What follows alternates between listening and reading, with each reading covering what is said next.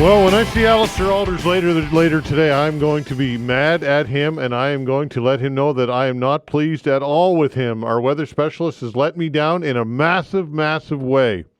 So somebody should warn Allister before he gets here, if he's not listening, that he's in serious trouble with me and everybody else. This is ridiculous, folks. I mean, what is this? February? I mean, I'm sitting here in the studio. It's dark. It feels like it's just like the bizarro world.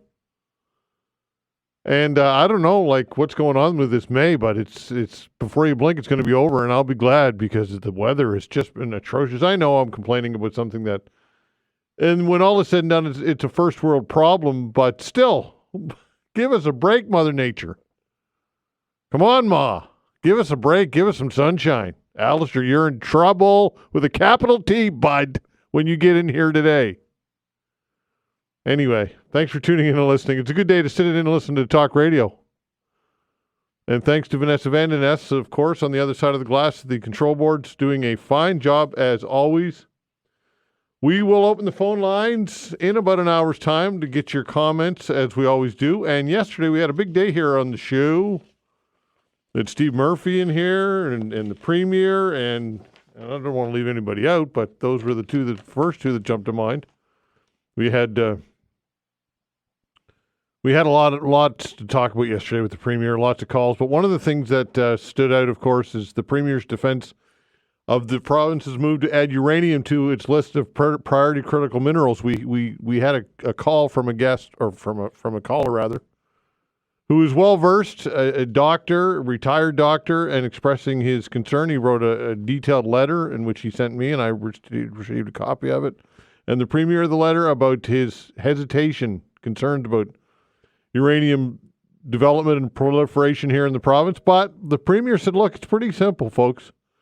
When it comes to financial and fiscal priorities, we have to figure something out. Otherwise, we are dead in the water, basically was his message.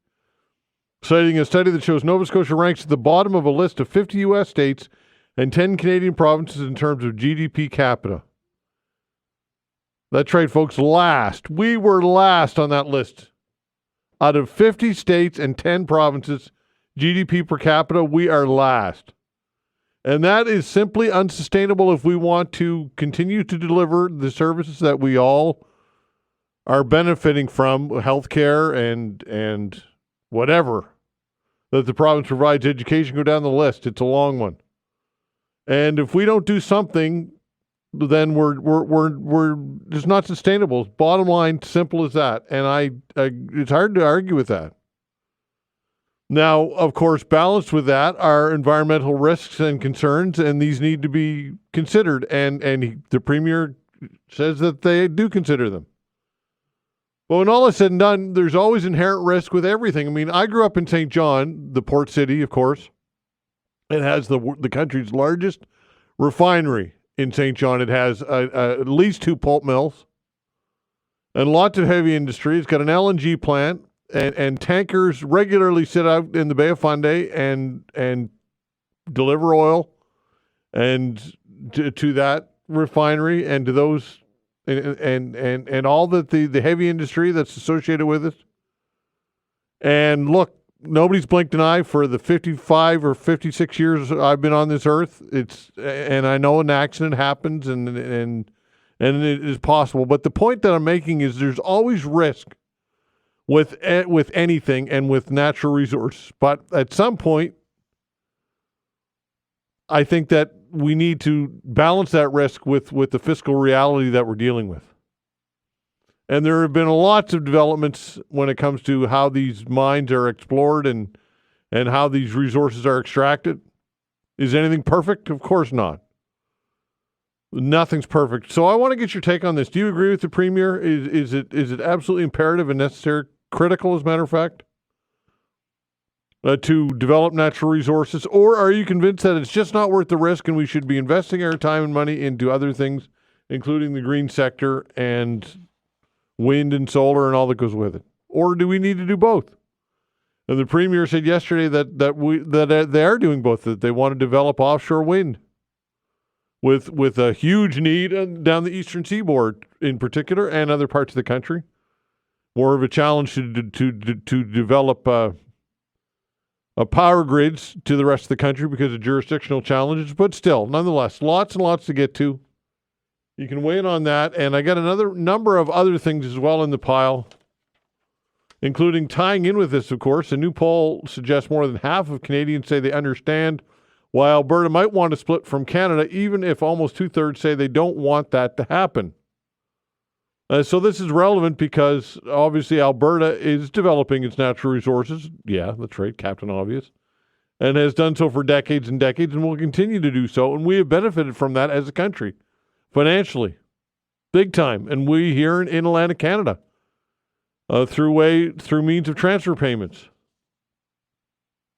from the federal government, which, again, they get a lot of that money from Alberta. So are you sympathetic to those Albertans that say, look, we feel as though we've been hard done by in this union. It doesn't look as though that it's going to be possible to develop a west-east pipeline because of Quebec. So what are your thoughts on that and other things as well? As mentioned, I got lots of things in the pile that we can get to and look forward to hearing from many of you. As mentioned, when we open the phone lines in about an hour's time. All right, let's dive in. This release with less than a month to go until the G7 Leader Summit here in Western Canada. A coalition of over 40 prominent individuals and global and national organizations call on the Prime Minister to seize a historic opportunity to position Canada as a global leader through a new G7 Education, Peace and Security Initiative. Joining me to discuss this is Dr. Shelly Whitman, Executive Director of the Dallaire Institute for Children, Peace and Security. Dr. Whitman, thanks for joining the show. We appreciate your time. Thank you for having me. All right, so tell us what the Dallaire Institute is all about, first of all. Yeah, so the Dallaire Institute, we're based here at Dalhousie University, but we're a global institution, and we focus on trying to ensure that children are not part of wars around the globe. And in that, what we try to do is prevent the recruitment and use of children and look at how children are central to being able to create peace and stability around the world. All right, so tell us about why you feel as though that the G7 is a good avenue or a good venue, rather, to move this forward. So Canada, in previous times in Charlevoix, when we hosted the G7, took the leadership on putting forward initiatives that led to very significant commitments by the G7 nations to address education, and especially for girls in particular. But it was more focused on looking at issues related to emergencies and that particular framing of it. So for us, what we want to do is look at how we can pick up for what Canada started previously. And the G7 is a critical time to get global leaders who have the power and ability to be able to make this a priority for the world to look at how education is critical to building peace and security around the globe. Okay, so how much influence do you think we have as a country? How much can we do? How much influence can we exert here? You know, I think that it's an interesting time in the globe. Of course, we've got a new Prime Minister who has just recently been expressing the need for maybe new ways for Canada to have different relationships in the world. And you've already started to see some of those particular moves that he's taken in terms of going to Europe, looking at other relationships that we should strengthen. I think what Canada has is that, first of all, we're the most highly educated of the G7 nations. And secondly, that Canada has had a leadership on issues in the past, whether it's been issues related to creation of peacekeeping or key human rights documents around the world, the International Criminal Court. So there is a really an important element that Canada can bring when it comes to issues that need to be highlighted to protect the rights and welfare of people around the world. Okay, so are we talking? You're talking. What might be the best way to do that through embassies or through NGOs, or What's the best way to do this? In terms of our approach for trying to find ways for the G7, is that what you're asking? No, let's say that the G7 and the Prime Minister has a light bulb moment and agrees with you and wants to make this happen. How do you do that? What's next? So I think that it's, first of all, for everybody to recognize that the G7 presidency goes on for a year. So even after the summit, there's foreign ministers' meetings and other forums that will take place following that over the next 12 months. And for this approach, what we need to do is to get other G7 nations to agree and then make some commitments in terms of things such as their development aid, and also look at it as an opportunity to continue to find ways that when we're thinking both of our defense and our foreign policy approaches, that we can ensure that issues related to education, peace and security, and children in particular, are parts of the thinkings of how we're budgeting, how we're framing our approaches, and how we're thinking about responses. And this is something that we can do as a collective. You saw Canada come together, right, with UK and France recently on a statement. There could be a momentum that could be built amongst a number of the G7 nations to make it a commitment and work together. That can mean, yes, looking at how we may fund particular initiatives. It may be looking at our bilateral relationships with other countries to make it a priority. And certainly, yes, it should be something that embassies, of course, around the world would buy into as well, and would be a part of their bilateral approach in each of the countries that we're working in. Okay, are you concerned that the government may lose a bit of its ambition with initiatives like this, based on the fact that there are so many challenges with tariffs and global peace? And I'm not trying to downgrade at all your initiative. I invited you on the show because I think it's worthy, but. That said, the reality is that we're in a time where there are a lot of challenges globally, and you know this as well as anybody.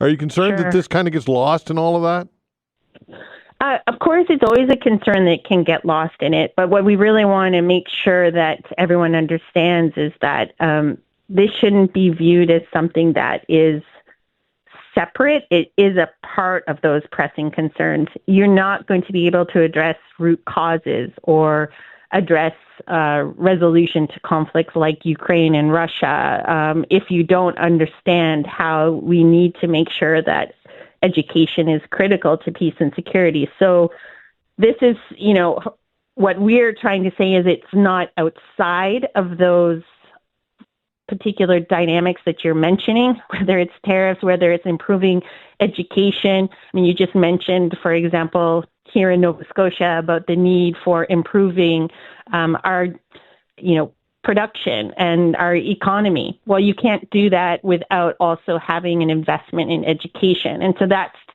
equally true, even more so, in many of the more disadvantaged parts of the world and where there is conflict.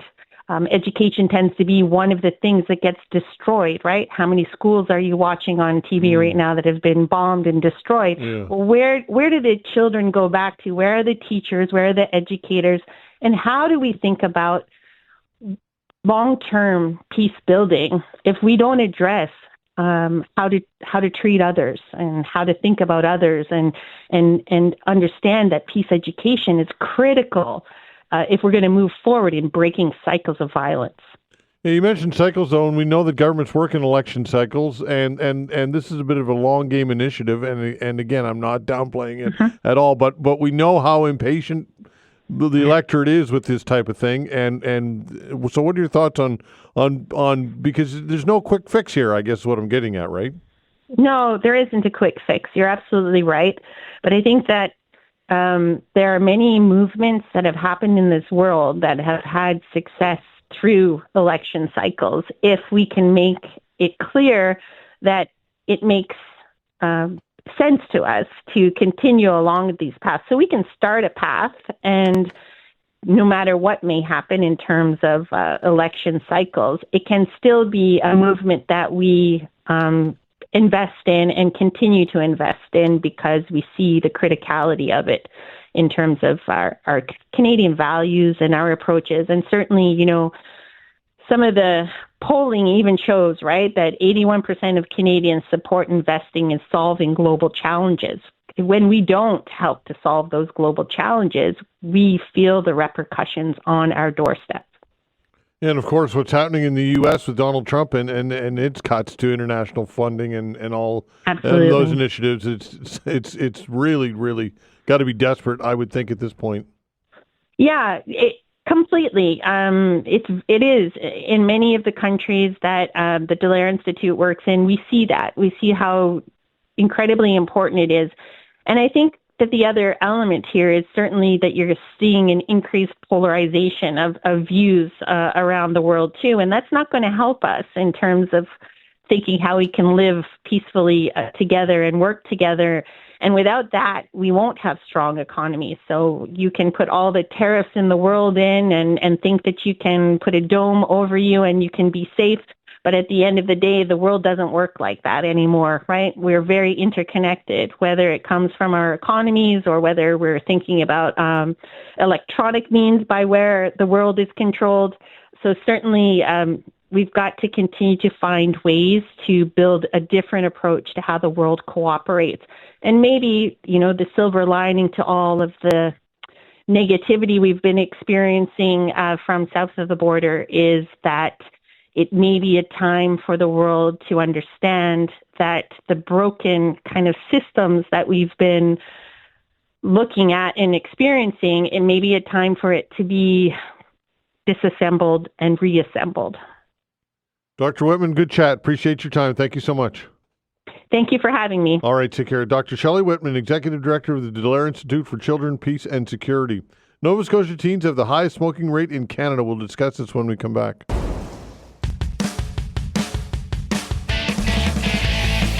All right, a new study looking at smoking rates across the country has found that one maritime province is the highest rate in Canada. Joining us to discuss all of this is Heather Mulligan, Senior Manager and Advocacy at the Canadian Cancer Society. Heather, thanks for joining the show. Absolutely, Todd. Good to hear from you. All right, you got it. So, look, it's I can't believe that among teens and adults, the percent are smoking. 10.7%, or rather, I should say, just between teens between the ages of 15 and 19. 10.7%. I was blown away by that statistic, I have to say. Well, and the thing is, Todd, you should be, because these are, young people that shouldn't even been able to get their hands on these products. Yeah. 15 to 19-year-olds are not even legal age to purchase. We've got a problem. And you and I have had this conversation many, many times. Mm-hmm. So, 10% of our youth are actively smoking compared to the national average of 4.2%. More concerning, also in that same report, again, we're leading for the wrong reasons. We have the highest youth vaping rates, with a third of our students under the age of 19 actively vaping, and with at least half of them, more than half of them, at 55%, trying it at least once. So, we've got a problem on our hands, and we need to start seeing some action. All right, and I would think that the data, I mean, how accurate is the data? Not to suggest that it's not, but I would think that there might be even more if we had a better picture. Or what are your thoughts on the data itself? Yeah, well, the data is actually collected by Statistics Canada, and it's from youth self-reporting. That's the other thing, is that this is not, observation from afar. This is actually youth self-reporting their own use. And so, we're hearing directly from young people that they are using these products. They are purchasing them because they know someone who is willing to sell. So 66% of them have a family member or a friend who will sell them either a vape or buy them some cigarettes. And 14% of them are actually even going into retail stores and purchasing the products directly. This social sourcing is a problem, and we need to start finding new tools and new approaches to really crack down on this, because, we know the harms that nicotine addiction have, not only on a growing individual in terms of their cardiovascular health, their mental health, but also the health impacts that it will have later in life. Every year, Nova Scotians are fronting $210 million in direct healthcare costs associated with tobacco use.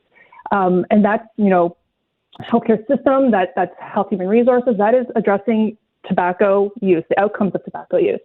And so, if we're not doing something to protect this current generation of Nova Scotians, just imagine the healthcare costs 10, 15, 20 years down the road, because we're not acting today.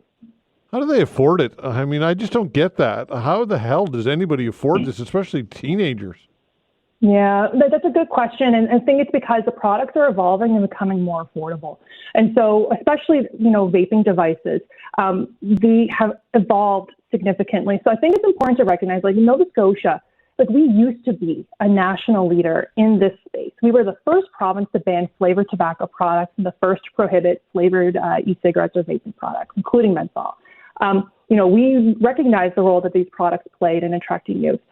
We introduced the flavor ban in 2019, and we haven't done much since when it comes to tobacco and vaping control. But when we did that, it was really intentional, but the products that since 2019 have evolved drastically. They've gone from being, just these rechargeable, usable pods and flavors and juices to these disposable products, either pens or boosts, and they can have upwards of 10,000 puffs per unit for as less as, $35.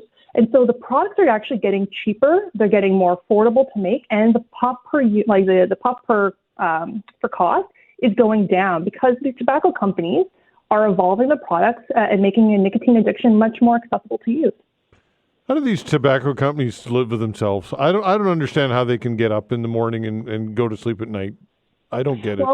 Well, I hear you. And Nova Scotia actually just settled its lawsuit with the big tobacco companies to recover past healthcare costs as it relates to tobacco. And so if you recall back many years ago, I think it was around 2015, Nova Scotia launched its lawsuit against tobacco companies to recover the costs associated. We just settled. Nova Scotia stands to get $809 million over the next 15 years, $200 million of which will be paid out up front.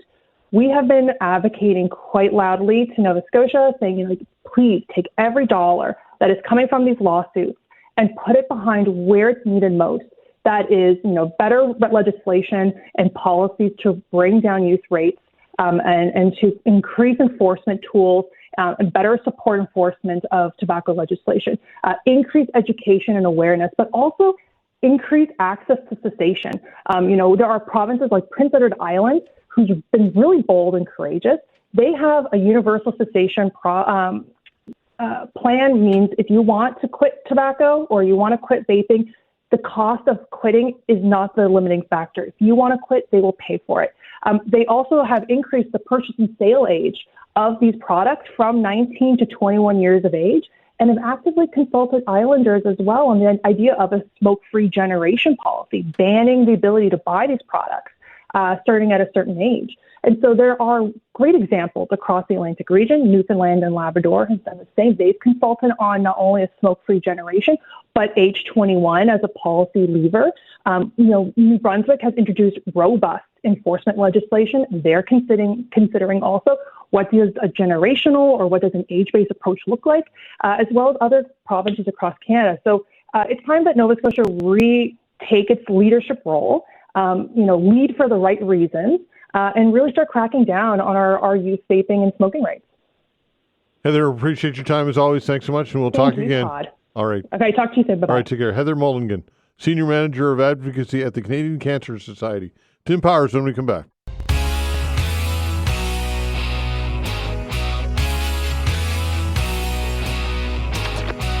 All right, time for our weekly chat with Tim Powers, Summa Strategies, Abacus Data, friend of the show. Tim Powers, you're not going to bug me with the Leafs, are you? That's over, isn't it? Come on, pal. Who, Todd? Who? Sorry. What? Well, what are they? Oh, yeah, right. They fall both in the fall and in the spring, don't they? Yeah, that's right. That's who they are. All right, so is this officially the last time this year you're going to bug me about this? I don't know. Let's not go that far. I mean, I'm sure there's going to be some salacious news as we get into free agencies and all of that. We'll take a break from it for now. Okay, I'll take it. Brendan Shanahan's fired, so that's going to fix all the problems anyway, isn't it?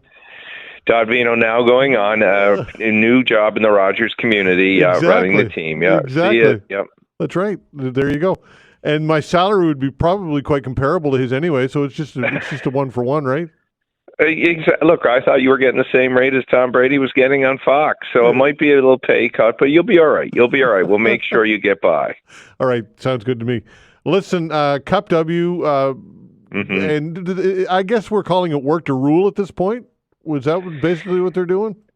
I don't know how we define that anymore, but yeah, I think what are they saying? No overtime. That they're they're encouraging their workers. I wonder how that works at their various places of work not to do overtime. But I don't know. Look, it's so bizarre. I'm sure you, as you have, I have talked to people in the corporation, Cup W. It's everybody else's fault. Well, Canadians look at this and say, can we not get a grip here and just get on with trying to figure out what we want our post office to be, because we all see how delivery is changing and the like. So can we just not get to reality now? It's like we're avoiding reality. We're avoiding the reality of having to restructure our post office. Okay, so what does restructuring mean? When you avoid something, it's because it's too hard to do. Is that generally the way? Well, there's probably too much political. There's probably a worry that somehow there'll be a big political uprising, because it's like when a bank shuts its doors in a smaller community, that upsets people, and that's fair enough. And look, we know in Atlantic Canada and other parts of Canada, particularly in the smaller communities, the post office is an important place. Not disputing that, but you can't continue to lose billions of dollars, see letter mail decline as it is, and assume you can run the thing the same way. So do we get into a place where we say, all right, let's make this the best, rural mail delivery service in the world, set it up, partner with some of the other service delivery players that are out there? But it's just like we won't have that conversation because of the politics that people are concerned about, and union workers will stand up for their brethren, I suspect, in Cup W and say, well, you can't cut these jobs. But I guess we're just going to keep on doing it until somebody decides we're not. When Jim Gallant, the Cup W negotiator, who I'm sure you've had on your show, I know I've had on my show, when he says, look, because I asked him about public sentiment and public attitude about this yesterday, and he claims that his delivery, that postal workers are receiving nothing but praise and go for it at the door. Any validity to that, or can you take that for what it's worth?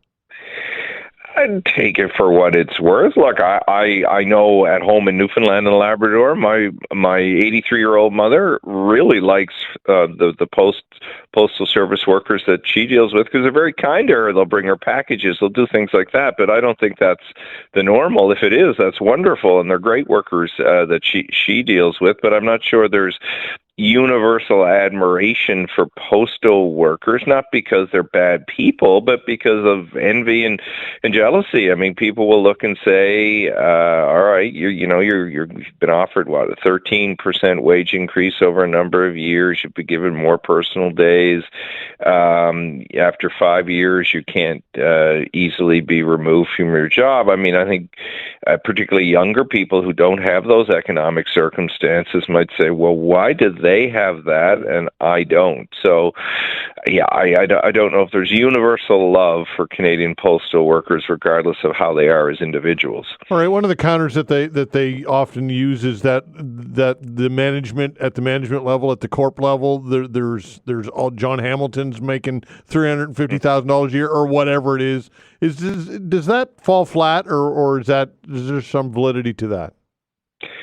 Well, I mean, it's always great to point to an executive and say he or she is earning, more than I am, but maybe there's reasons for that, the responsibilities and different things that they have. I mean, I think that's great as a distraction, but does it change the operations of the business and what it is you're asking for? So it's a distraction technique. I don't think that it's anything more than that. Okay, does the government have any appetite to intervene in this? Well, I don't know. I mean, the Parliament's only coming back for 3-4 weeks. Yeah. They have before brought in the Senate to the Labor Board. Maybe. Carney, I don't think, is pronounced on this, as far as I know. I mean, Justin Trudeau was loath to bring back to work legislation. I don't know if Mark Carney has that same hesitation, or if it's even on his radar right now, because the other issues that are on his radar are more immediately pressing and have arguably bigger economic effects than what may happen with the post office and a full-on labor disruption that sees them not delivering mail. Yeah, for sure. Okay, let's switch gears. And you mentioned Carney. Parliament resumes next week. The King is coming. How much of a je ne sais quoi does that bring to the whole situation? Well, Todd, I thought you were going to hop on the plane and be ready to curtsy in front of the King and Queen and do it all. I mean, we know it. Look, it does offer something to the occasion. I mean, King Charles has been to Canada often, 20 plus times, I believe, but it's not since 1977 that we've had the sovereign open parliament. So, I mean, I think it speaks to Carney's relationship with the Crown. I think it speaks to the criticism Canada had given the United Kingdom before for, not standing with us when we were being exploited as potentially being the 51st state. So the symbolism of it has value, and I think the government is going to try and use it for all it's worth. I mean, it's a quick in and out. I think they get in here in Ottawa Monday around lunchtime. They do a couple of public events, read the speech on Tuesday around 11 a.m. Eastern, I believe it is, and they're gone again after they pay their respects to the Tomb of the Unknown Soldier. But I know all of the major media outlets are going to pull out everything they can for the royal visit, as they tend to do, so that arguably will mostly benefit the government because Carney will be front and center with the King during all of that. So there's big potential positive political bang for the Prime Minister with that. Okay, what substantive can we expect out of this short session? Well, I mean, I think if you're a listener, you've heard Carney say, and it's maybe important to you, if you're in a certain tax bracket, or I think we all get some kind of tax cut. Mm.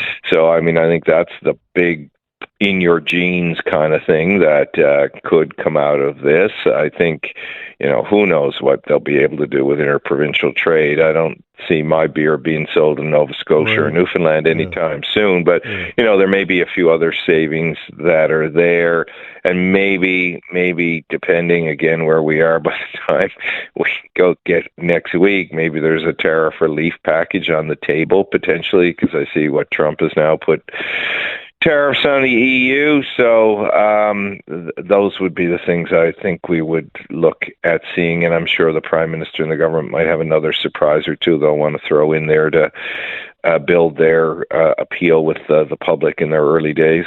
Okay, what are your thoughts on the dynamic between Andrew Scheer and Carney, with Scheer being I guess we'll call him the interim or the temporary House Leader and main mouthpiece of the Conservative Party in Parliament anyway? What are your thoughts on that dynamic? Well, I mean, Scheer's already had a verdict rendered him by the Canadian public, and it wasn't favorable. I think the challenge is Scheer's to not put the Conservative Party in a more difficult position. You've seen Pierre Poilievre mostly try and strike a constructive tone, though noting, as he absolutely has a right to, that they'll constructively criticize. Scheer lacks the political skills of Pierre Poilievre. He's going to have to temper his own worst instincts in there. I mean, I don't think we're going to see much cut and thrust in the House of Commons anyway, Todd, because, look, it comes back, then the week after the Prime Minister's gone to a First Minister's meeting in Saskatoon, so he's gone for 3 or 4 days there. A week and a half later is the G7 meeting also in Canada, so he's going to be gone there. So I don't think we're going to see much, to be honest, of skirmishing or theatrics in the short period of time that Parliament will be back. Yeah, at least at the leader level. And Carney is polar opposite of Trudeau in just about every way, really. And I would think that him not taking the bait or being what Trudeau was is going to make Scheer's job more difficult. What are your thoughts? Yeah, I think that's fair. I think, look, sometimes we've seen, as we see in all leaders, a little short fuse there with Mark Carney, but I think he hasn't demonstrated, I think the point you're making, a flair for the dramatic. Yeah, so yeah. I think he'll get very level answers in the early days of Parliament. He's never sat in Parliament, so I think it'll be a bit of a learning experience for him, and very programmatic and bland in the way he responds to whatever the opposition asks of him. Okay, and of course, our relationship with the United States, a delegation of U.S. senators is in Ottawa today to meet with Prime Minister Carney. How much can get done here? And when it comes to when the rubber meets the road, it's the relationship with Donald Trump that really, really matters, and the White House in general. What are your thoughts on this type of junket to Canada? Look, I mean, if Canada, life's about relationships, and it is true at the highest levels as it is at any level. And I think if Canada can build some more friends and allies and make its case, well, that's more helpful than not. But again, I think we only need look at the hijinks at the White House this week. Trump and his, cast of characters are the ones who right now have the most influence, and so good to have these senatorial relationships. But it's the White House ones, and finding your way not to get, either Zelensky'd or or attacked like the South African president was, is the key thing. But build the relationships. Who knows when they pay off later on in life? Just like us, building our relationship. It's paid off for me. I get you every Friday, right? Oh, and I get the joy of talking to you and Vanessa and your whole team. So you behave this weekend, okay? Okay, pal. I'll do my best. Thanks, Tim. Take care, buddy. Okay, you got Tim Power, Summa Strategies, Abacus Data, friend of the show. 40 firefighters in training spread staff thin in HRM, according to the union. We'll talk about this when we come back. Thanks. The union for Halifax's firefighters say that several stations in the region had no staff on duty this week for one day anyway, because of teams in training. Joining us to discuss all this is Brendan Marr, president of the Halifax Professional Firefighters Union. Brendan, thanks for joining the show. Thanks for having me on, Todd. All right, so tell us what happened yesterday. Well, yesterday morning, we became aware that there were 10 apparatus committed to 2 different training events that compromised 40 of the 103 on-staff people yesterday. We had a lot of members reaching out, expressing concern about how thin the coverage was spread over the region for the day, and we've dealt with this. Yesterday was a large amount of people off, proportionate to times in the past. But in the past, we've advocated to the managers to backfill with off-duty members on straight time overtime when training events like this are happening, and we've been very frustrated with with what we consider reckless management style, leaving that many stations unstaffed. And after trying to deal with this internally for a couple of years now, we decided that it was time to let the public know. And what contingencies should be in place, do you think? How should this be handled? So we have 4 platoons of firefighters. We work a 24-hour shift. We have 72 hours off. And so when we get off, there's 72 hours, 3 days. On your middle day off, you're available and eligible to be called in for overtime. And we work straight time overtime. Again, that's such a key consideration here, that we've bargained a lower overtime rate than the labor standard if we weren't unionized, so the employer would not do things like this, and yet they have chosen to basically embrace risk management over proper staffing. Okay, so in other words, they could have they could have made the decision. Management could have made the decision to bring in firefighters and pay overtime to backfill this, but decided not to save the money. Is that basically the story here? That's 100% accurate. And if you look at how our system works, in 1992, before all of the communities in HRM amalgamated, the 10 fire stations in Halifax and Dartmouth alone had 99 firefighters on per day minimum.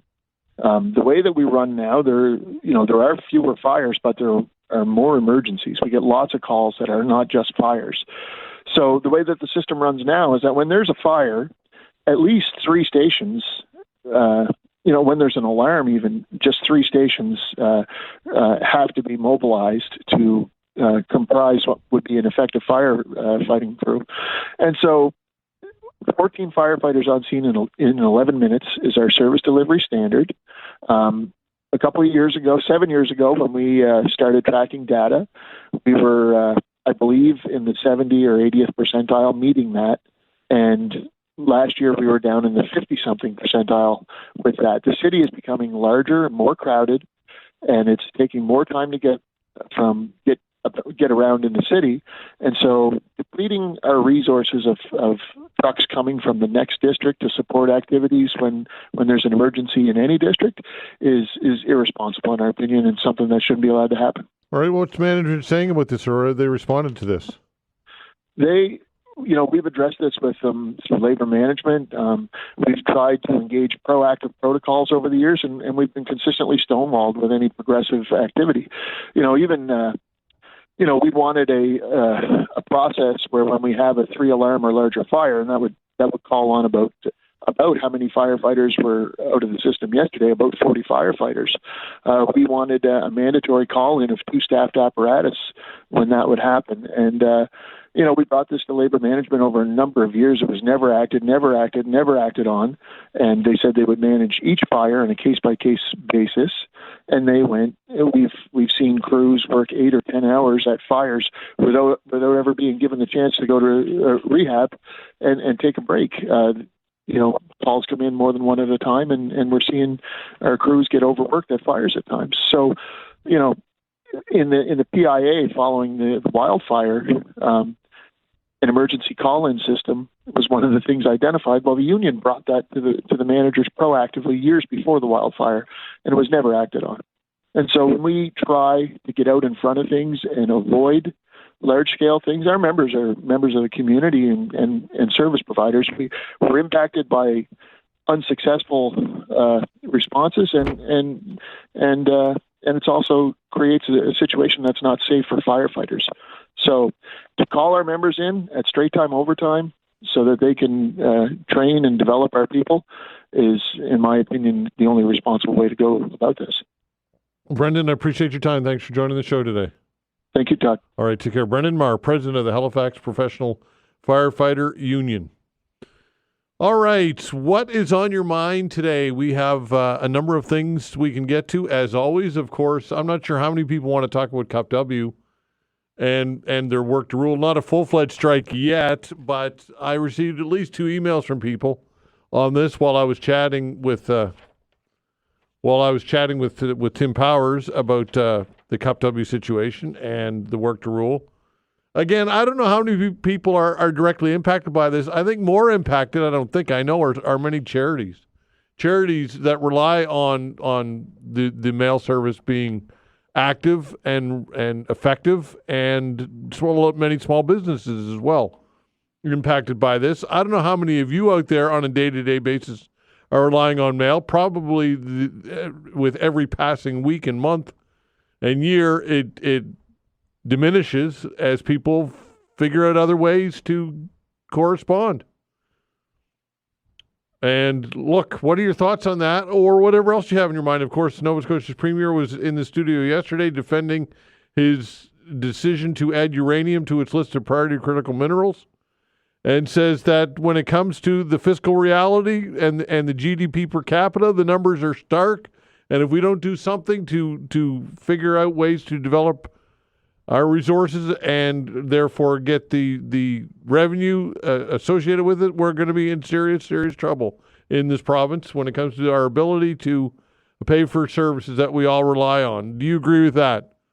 Or disagree with that? Or whatever else you've got in your mind on this Friday? The way to reach us is 902-405-6000. Again, 902-405-6000. Your calls when we come back. Facts.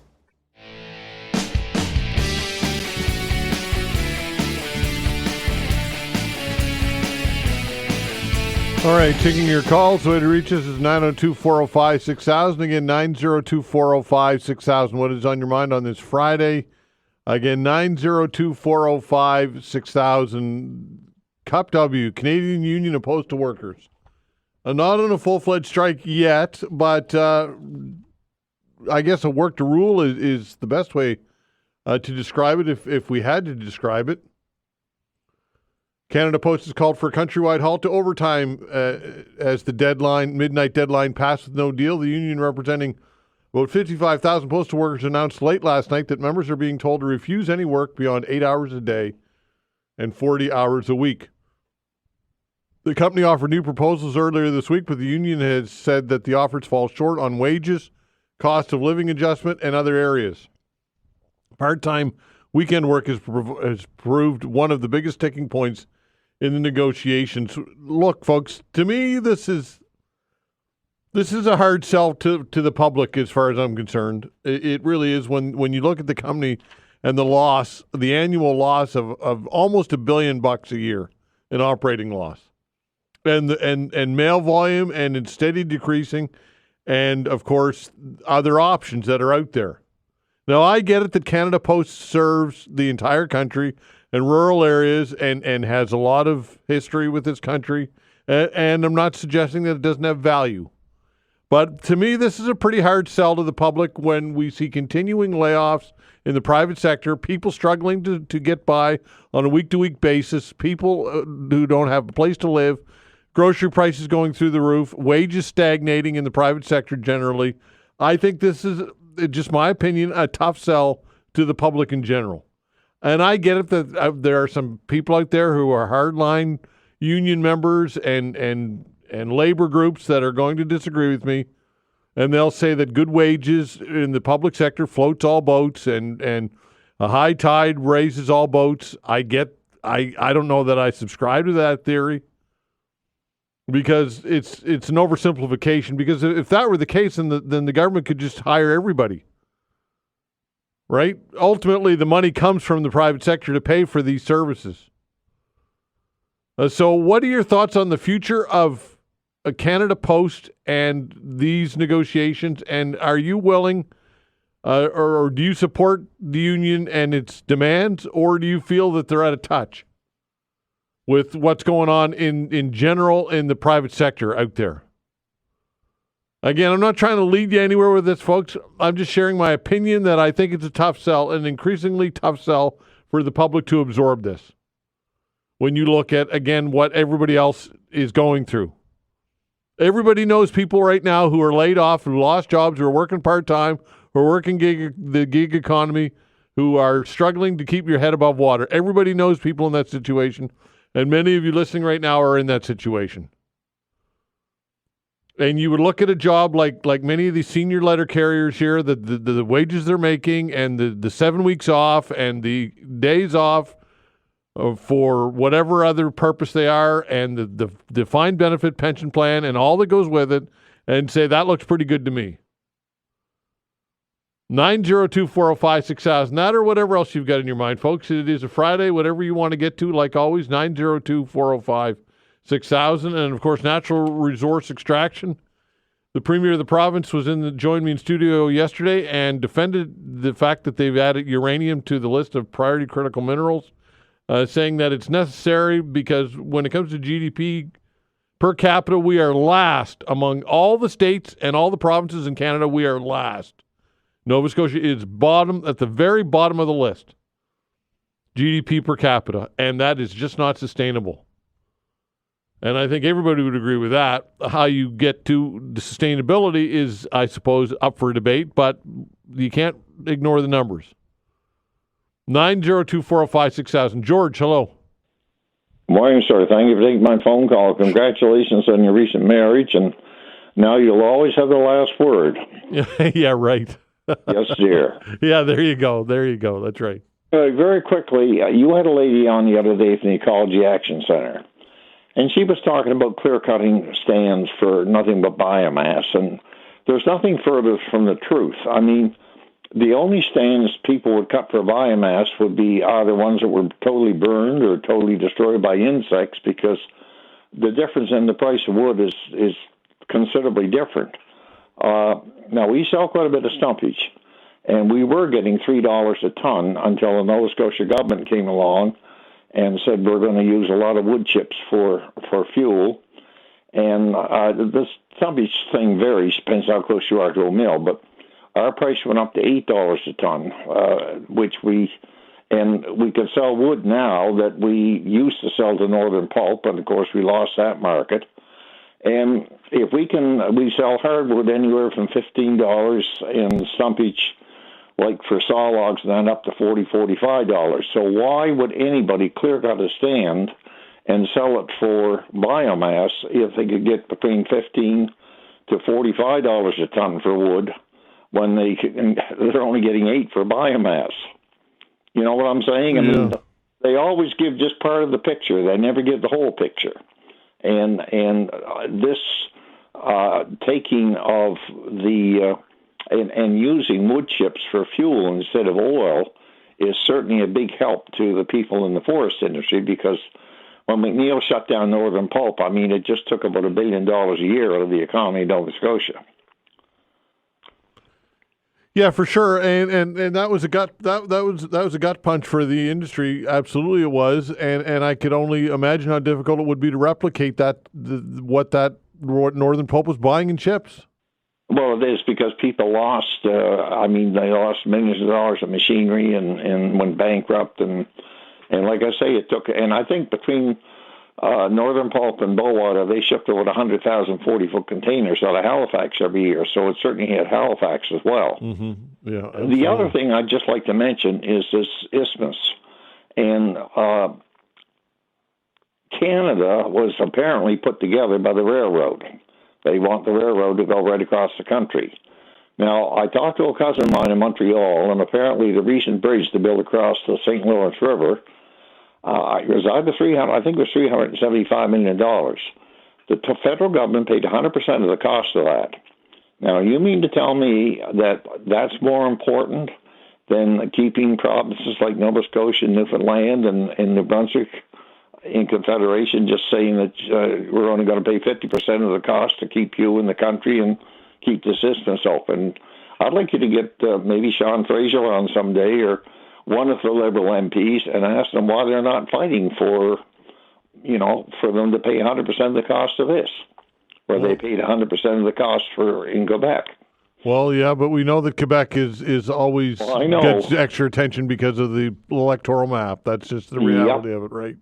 And the other thing is, I agree with about 95% of what you have to say. Not quite 100, but you're right on the mark on just about everything. So, okay, George, appreciate it. Anyway, thanks, pal. Congratulations again, and just remember that you always have the last word. All right, pal. Have a good day, sir. All right, 902-405-6000. Doug wants to talk about Canada Post. Hello, Doug. Hey, Todd. How's it going today? Well, you? Not bad. Listen, I am a worker at Canada Post. I am part of the union as well. Okay. So I can't speak for every postal worker out there or how they're all feeling. I'll tell you my perspective is it starts at the top. The decisions that have been made over the past few years is what's causing the company to lose so much money. Now, I also see the other side where the union makes it difficult for people to be let go. So I don't disagree with Canada Post's side on that. Now, in terms of how it operates, the people that are on strike or potentially striking are the drivers, the people who are doing the deliveries, the letter carriers. They're not the people that are in the post office.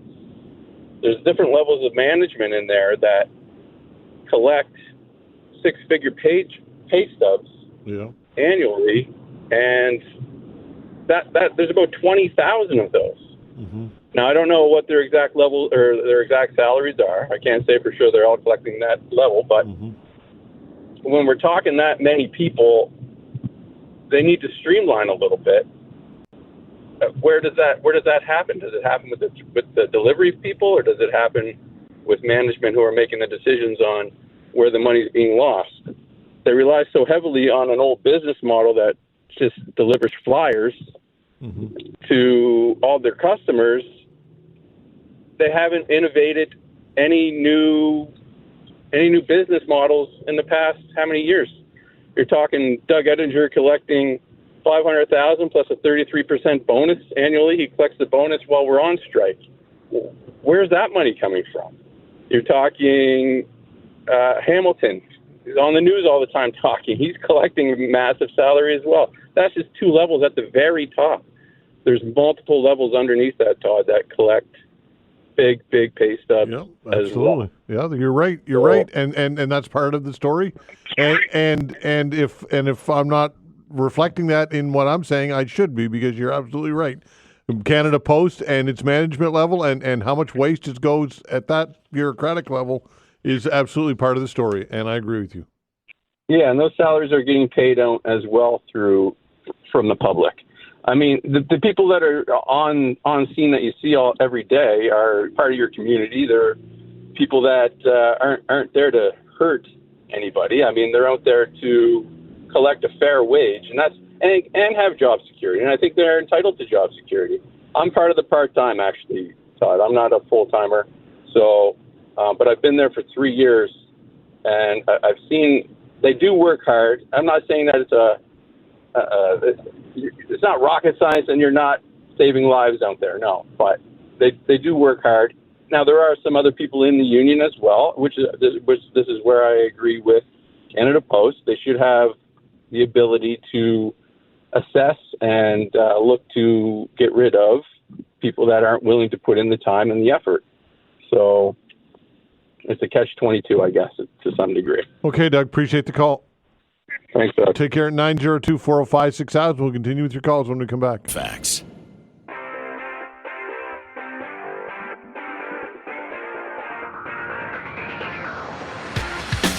All right, continuing with your calls, 902-405-6000. That is the way to reach us. Again, 902-405-6000. Gloria, hello. Hi, Todd. A miserable day out there. Yes, it is. I was out driving in that heavy rain. First of all, Todd, I want to say I enjoy it when you have Tim on. He's my favorite panelist. Tim Powers. And Tim Powers. Absolutely, yeah. And when I read Brendan's story, I was very concerned. But that isn't new with management in the fire department. When I was on council, they brought a new chief in who wanted to close the downtown station on King Street, where there are so many old wooden buildings, and seniors, when they're having a heart attack, the first person there is the firefighter. And they wanted to close it. I fought it, got enough support from colleagues, and we kept it. So management, the way they've handled fire, isn't new. However, and I was going to suggest you have them on, and then I heard you. But however, what I want to talk about today, Todd, is that this private company with these bicycles and scooters is using HRM land as their place of business. A lawyer who used to work for HRM had a comment on Facebook, not allowed. No private enterprise is allowed to use HRM land for profit. So I went in, typed that in, HRM. The word came back, cannot use HRM property for profit. A private company. So why are they being allowed to use it, Todd? I don't know. You tell me. What's your thoughts? If I went out, it's the way things are going in HRM. Yeah. If I went down the street here and I found a corner and I set up a little kiosk, I would be out of there before I had the door open. Yeah, I can tell you. Yet this company, and I believe they're from out of town, they have these placed everywhere on our land, and that is their place of business. You go up, you tap your credit card, you take off with the scooter or the bicycle, $6 an hour, half hour, and then you return it. That is the place of business.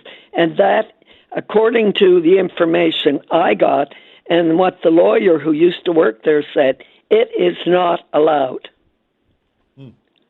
So I think it would be very good to look into that, Todd. Yeah, well, we're going to have the councillors on Monday, so we can definitely broach that subject for sure. Absolutely. Well, they would have an answer for you. I can tell you that. Yeah. You know, it'll be, well, we're trying to get people. It doesn't matter what they're trying to do. It's against the bylaw or the legislation or whatever of our HRM. Mm. So let's try to do things the right way. Okay, Gloria, appreciate the call as So always. have a great day, Okay, Todd. take care. 902-405-6000. That is the way to reach us. Again, 902-405-6000. Vern, hello. Good morning, Todd. How are you today? I'm well. First-time caller. Great. Thank you. And you're welcome. And I'm very proud that you got married and happy for you. Thank you. It's a wonderful thing. I wanted to talk about the postal issues that's going on a little bit. First of all, I can't speak for all of the posties. I don't work for the post office, but, I receive mail and things in the post, in our community boxes. But when we order something online and it says delivered to your door by Canada Post, why am I having to go pick it up? And our Canada Post delivery person, he just puts it, puts a slip in the mailbox, right? And we got to go in the post office and pick it all up when it's said Canada Post delivers to your door the parcel. Mm-hmm. Why do I have to go out? Well, I would think maybe the security of the parcel, they may feel as though that it's better protected. Porch pirates is a real thing. I don't know. What are your thoughts? They got to drop it right at the door. I think it's just laziness, not doing their job, right? They say work to rule, but, part of the job is to do as the order, that has been placed and it's written right in your purchasing that it's delivered to your door. Mm-hmm. Amazon delivers to your door, UPS, FedEx, they drop it right off at the door. Take a picture of it that it was delivered at the door. Yeah. It's secure. It's at my house. Have a gate, right? Mm. Whichever. Well, I can't figure out why. Well, like I said, I don't know. Like maybe perhaps that's it, and next time I talk to them, I'll ask them that because I get it. I get your point. They put the sticker on your door saying that you've got a parcel at the post. They don't even put the sticker on the door. They do not come to the house. They just drop their sticker, that piece of paper they stick in your mail slot. Oh, I see. Right? Yeah. Right? Yeah. But now I got to go a mile or 2 or 3 miles to my box, mm-hmm. but it says it's delivered to my door. Yeah, right? I have in the past had the sticker on the door though, so I'm not sure what the protocol is. Like if it's consistent or what, I don't know that. Yeah, that's something I don't like. It doesn't make sense. When I read the print, it says delivered to my door, and they don't. So someone has to read the print there too, right? Yeah, for sure. So I don't know, something to look into. Maybe ask these people. It doesn't. Yeah, you raise a good point. I'm not sure. I've never thought of that. That's a good point. And it's consistent. It's not just once or twice. It's a consistent thing because it's the way it is here. I don't know why. And I have one more other comment that I'd like to make. Sure. It has to do with the price of groceries here. Like I did a trip to Ontario, and I see I can buy a bag of potatoes there for $2.99. Now these potatoes come from PEI. Mm-hmm. I go to the grocery store here, and I'm like, why are they $9.99? Same bag of potatoes comes from PEI. Yeah. So why is everyone here in Nova Scotia with our groceries that are coming from a local place like that being gouged? And I call it gouging. Like $15 for a watermelon. That's a gouge. Yeah. Yeah. No, right? I know the prices are just unbelievable. I keep saying I don't know how people afford it. But at some point, we're all going to be in that same boat, right? I don't know, but they must. Yeah. But Vern, they must be getting it because they're selling it. It's in the stores. They must be getting what they're charging. I agree, and it's why that doesn't make sense. Like maybe everyone should purchase the rule. Yeah. I don't know. Well, ultimately, Vern, that's what it's going to take. It's going to take people not buying goods, and they're going to have. That's what it's going to take. It's like the apartments. Everybody says, "Who's living in these apartments?" Well, obviously, some people are because they're charging it and they're getting it. True enough, right? But craziness. Well, because in an apartment, where are you going to live? You can't. Homelessness and the unhoused is a terrible situation, absolutely horrible, right? And so I don't. Where the solution to that is that's a whole big game. As they said, the province, we stopped building houses many years ago, and that should have never stopped anywhere. Yeah. Okay. Thanks for the call, Vern. Appreciate the good. You're very welcome. Thank you. All right. Take care. 902-405-6000. What is on your mind today, folks? We got some open lines for you. Again, 902-405-6000. We'll continue with your calls when we come back.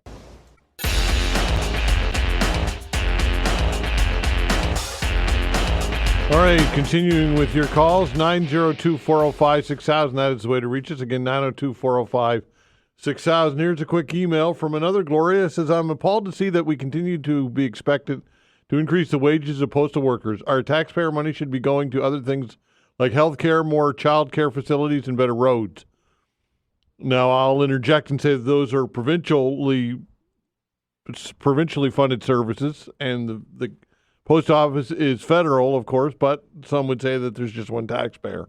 I get that. The email goes on to say, if postal workers want to make more money, they should go to the private sector that isn't funded by taxpayers. Why are we paying premium wages to jobs that do not require an expertise except for 2 hands and 2 feet?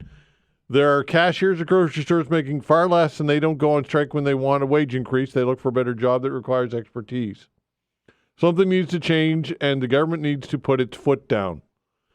That's just an email from a listener. 902-405-6000. That is the way to reach us. Again, 902-405-6000. Let's see. Dave. Hello, Dave. Yes, good morning, Todd. Tim Houston yesterday was saying we're the bottom feeders of 50 states and 10 provinces, is my understanding. Yep, 60 out of 60 per capita per GDP. That's nothing to be proud of, is it really, if you think of it? Well, it's not only nothing to be proud of, it's something to be alarmed about. Yes, it is. Yeah. And that puts us below Mississippi and states like Mississippi and Louisiana. Yeah. And I think West Virginia probably as well. So that's all 50 states, yeah. Pretty sad. Sad. And it's a good thing we do get our equalization payments from mostly Alberta, which I think is at the sum of $4 billion we get, and I think Quebec gets a lion's share of $26 billion. So, I think I hate to say it, but I guess we're kind of a welfare state, and in some ways, maybe Trump with his steely knives will just leave us alone.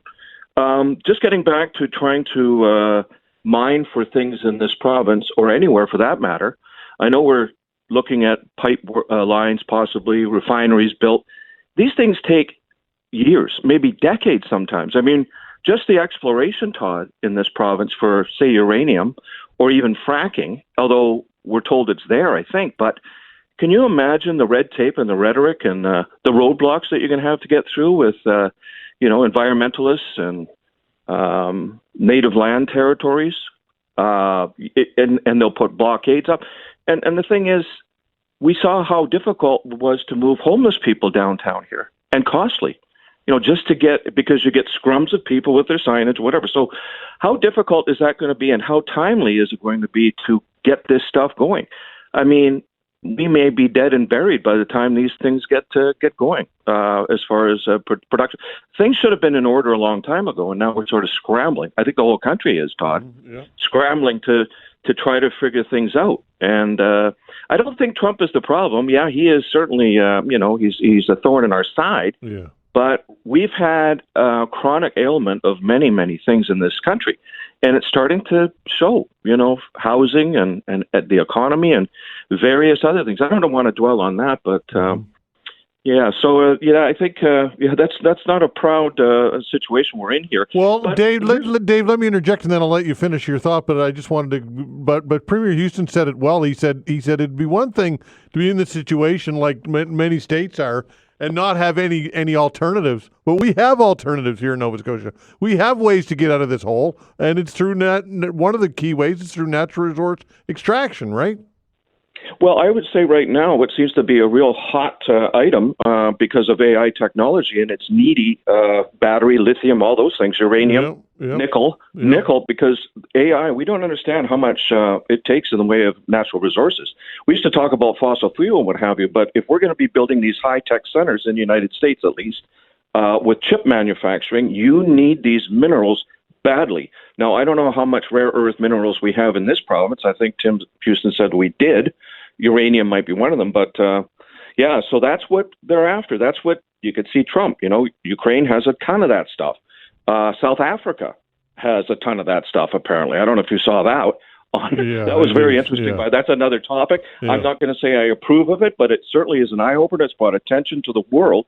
And if South Africa is coming to the U.S. in need of aid, well, wait a minute here. What's going on in your country? You don't even know what's going on there. But that's another story altogether.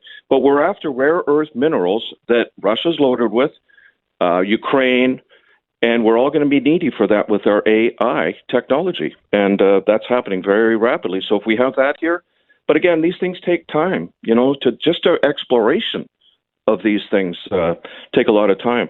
And one more thing, Todd, and I wish I was on the radio yesterday with Tim, but it surprises me. We have the second largest port on the East Coast, if I'm not mistaken, next to Newark and New Jersey. Mm-hmm.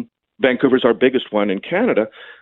Are we not making money off of the port? We're getting all kinds of cruise ships in here. I don't know what they pay to moor in our port in our city here. If they continue to come, maybe we've lost that as well, because we might have people down there with signs, go back to your country. But we need that income coming in here. So don't we and we have shipbuilding. Mm-hmm. Where does that all go?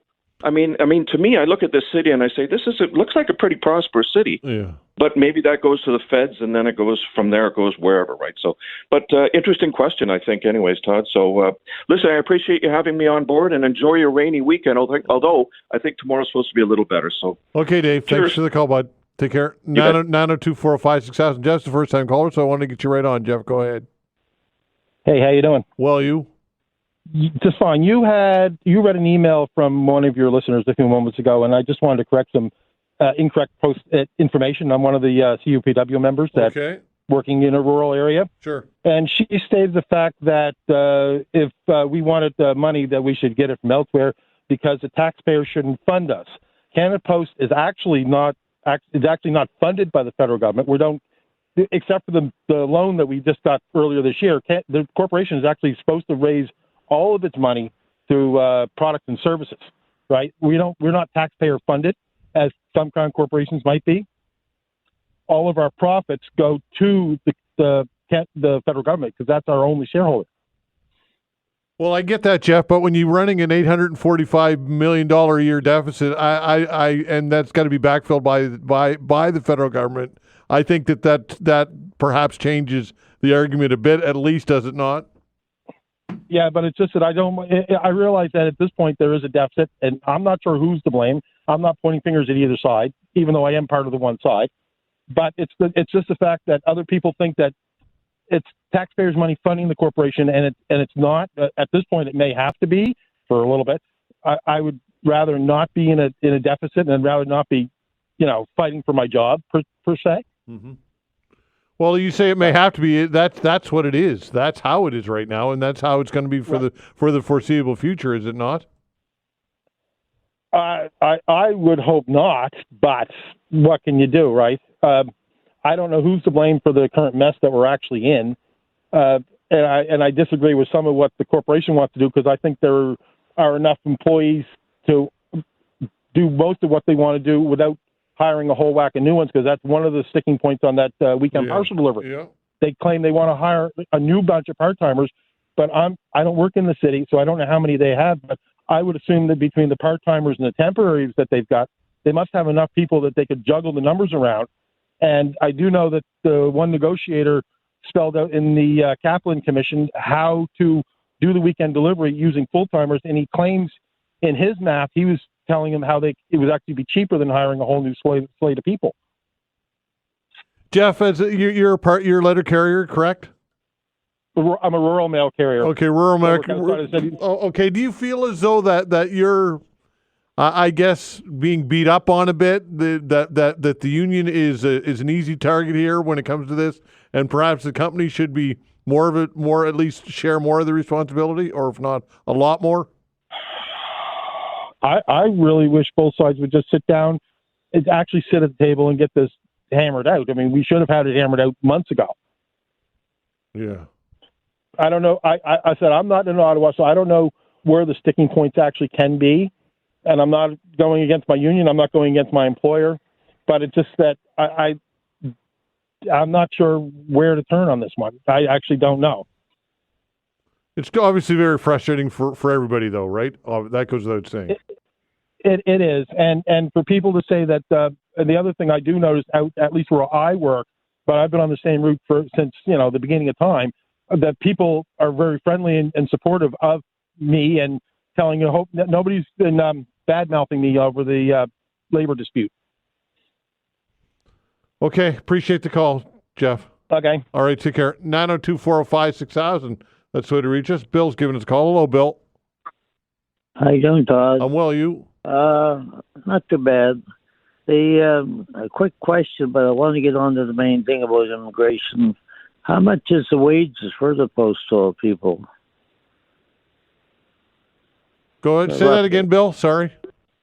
The wages. What kind of money are they getting paid an hour? The postal people. I'm not sure how much they make. To be honest with you, I can't answer that. It would depend on seniority. Well, I think I wouldn't want to venture to guess.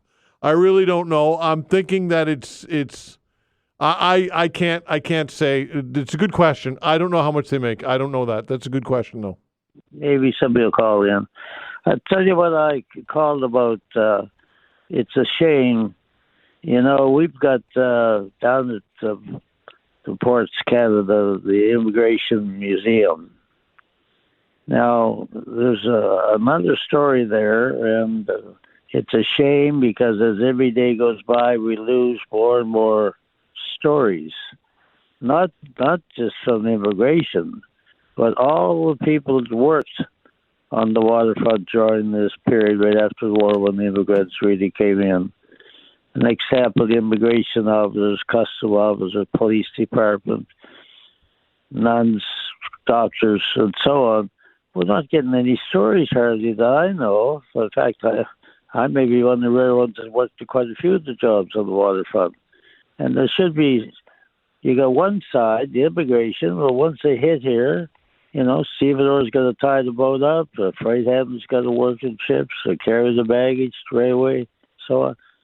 It's a shame we're not really into that other side of the story. You follow where I'm going to? Yeah, I hear you, Bill. I hear you. And maybe we can kind of get somebody to juice it up or something, because there's a lot of stories there. I'll just give you one quick one. I remember the customs and immigration where the people, particularly from Italy, would come through immigration and customs, and it was a standard thing when the customs would open up the suitcase on the lineup, and they close it up pretty quick, as a rule, and push them along. What do you think was going on there? I don't know, bud. Well, Mama back home done her salami thing and everything, and put that in there. And as soon as the customs opened up, they got the quick whiff there, and they just moved along a little quicker. So, but there's all kinds of stories there. That's a shame. It's a one-sided thing, and it should be looked at for the full picture. There you have it. Okay, Todd. bud. Was it your birthday this week, by the way? I heard it was your birthday this week. Is that true? Last night I went to the big Lebanese thing, so that was the 26th. Oh, wait, no, 22nd. So 21st, Wednesday, was the big one. Yeah. You know that Facebook, Todd. I'm on that there quite a bit. I got my own Facebook thing. There was somebody come at me there. I hate to blow a horn, but like it was over 500 on my Facebook. I just couldn't. I had to put a thank you at the bottom of the whole gang there. But anyway, well, that's great, Bill. That's great. Have a good one, bud. Happy belated. Oh, the only 96.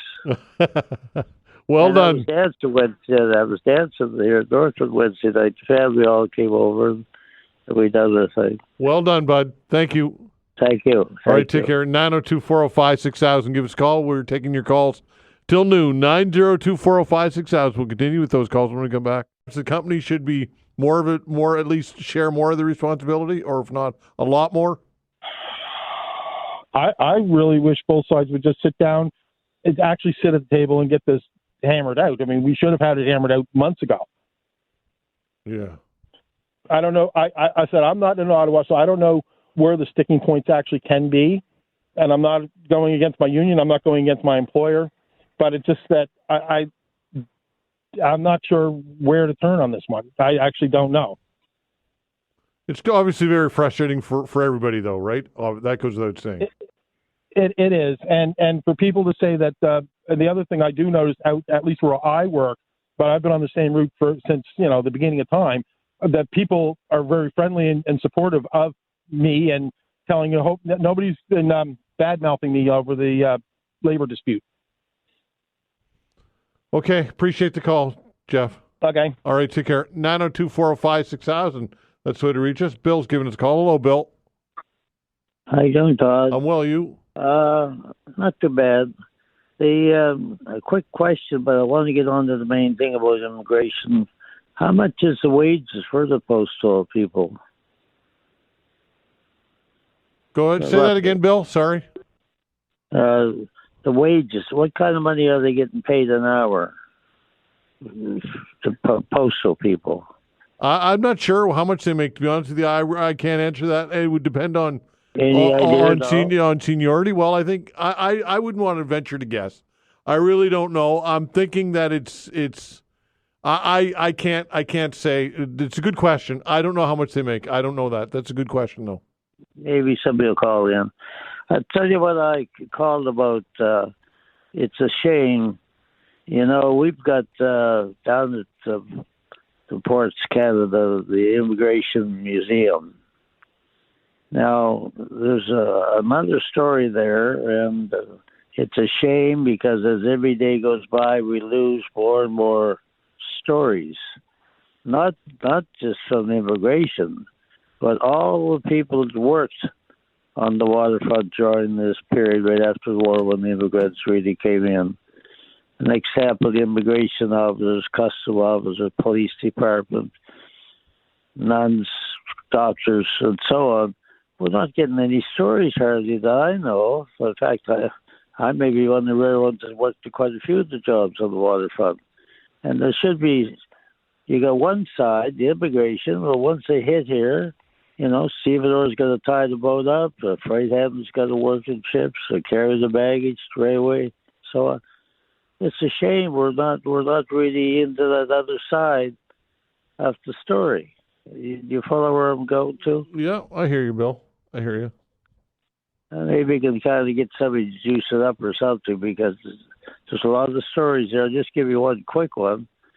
I remember the customs and immigration where the people, particularly from Italy, would come through immigration and customs, and it was a standard thing when the customs would open up the suitcase on the lineup, and they close it up pretty quick, as a rule, and pushed them along. What do you think was going on there? I don't know, bud. Well, Mama back home done her salami thing and everything and put that in there. And as soon as the customs opened up, they got the quick whiff there. And they just moved along a little quicker. So, but there's all kinds of stories there. That's a shame. It's a one-sided thing, and it should be looked at for the full picture.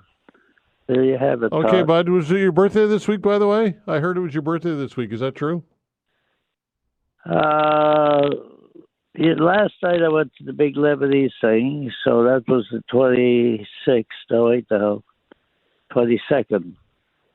So 21st, Wednesday, was the big one. Yeah. You know that Facebook, Todd. I'm on that there quite a bit. I got my own Facebook thing.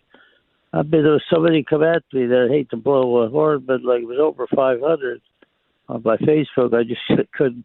I had to put a thank you at the bottom of the whole gang there. But anyway, well, that's great, Bill. That's great. Have a good one, bud. Happy belated. Oh, the only 96. Well and done. I was dancing here at Northwood Wednesday night. The family all came over, and we done the thing. Well done, bud. Thank you. Thank you. All right, take care. 902-405-6000. Give us a call. We're taking your calls till noon. 902-405-6000. We'll continue with those calls when we come back. The Todd Veinotte Show on 95.7 News Radio, Halifax. Do you have problems with outstanding amounts payable to Revenue Canada for income tax or HST? Licensed by the Government of Canada to provide full service for personal and corporate debt, Alan Marshall and Associates can help with free consultation in person or by phone with local offices throughout New Brunswick, PEI, and Nova Scotia. For your free consultation and to find an office in your area, visit wecanhelp.ca. Alan Marshall and Associates, licensed insolvency trustees operating since 1979. Princess Auto's got hot deals to make your summer sizzle during our Mega Smasher sale May 20th to June 1st. Save big on tools and equipment like our Power Fist 20-volt cordless tools and wet jet pressure washers to keep your equipment squeaky clean all summer long. Get the best deals of the season on thousands of items May 20th to June 1st. Visit your local, proudly Canadian Princess Auto or shop online at megasmasher.ca. Princess Auto. Ideas. Tools. Shopping for patio furniture? Until recently, you had about two choices: poor quality at cheap prices or something else at high prices. Leave it to Ultimate Home Comfort to find the solution. Here's George Hill. We have the quality you've been looking for without the high prices. And for a limited time, save 15% during our pre-season booking sale. Just select the pieces and colors you like: Adirondacks, rockers and swivels, sectionals, table and chair sets. You want it, we've got it. Order the exact pieces you want and save 15%.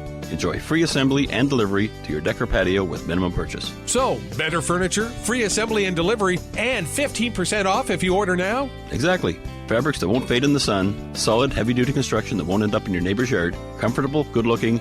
Order and pay now. Save 15%, free assembly and delivery with minimum purchase. Save 15% on Ultimate Outdoor Furniture. Order now. Ultimate Home Comfort. Atlantic Canada's largest barbecue showrooms. 160 Chain Lake Drive, Bayers Lake. In Dartmouth at 376 Cutler Avenue. Just past IKEA. Join us for the 12th annual Halifax Celtic Cultural Festival. It's now on. Celebrate Nova Scotia's Celtic culture heritage with activities for the whole family. There's lots of fabulous music, including Sons of Maxwell and Heather Rankin, and the Spirit of Our Youth Celtic Concert. Check out everything happening at the Spatz Theatre, our artisans and crafts, or take in a Celtic dancing or language lesson. Get all the details at hfxcelticfest.ca. That's hfxcelticfest.ca. Proudly supported by 95.7 News Radio Halifax. No matter the topic, You know Todd will have an opinion. live, the Todd Veinotte Show on 95.7 News Radio Halifax.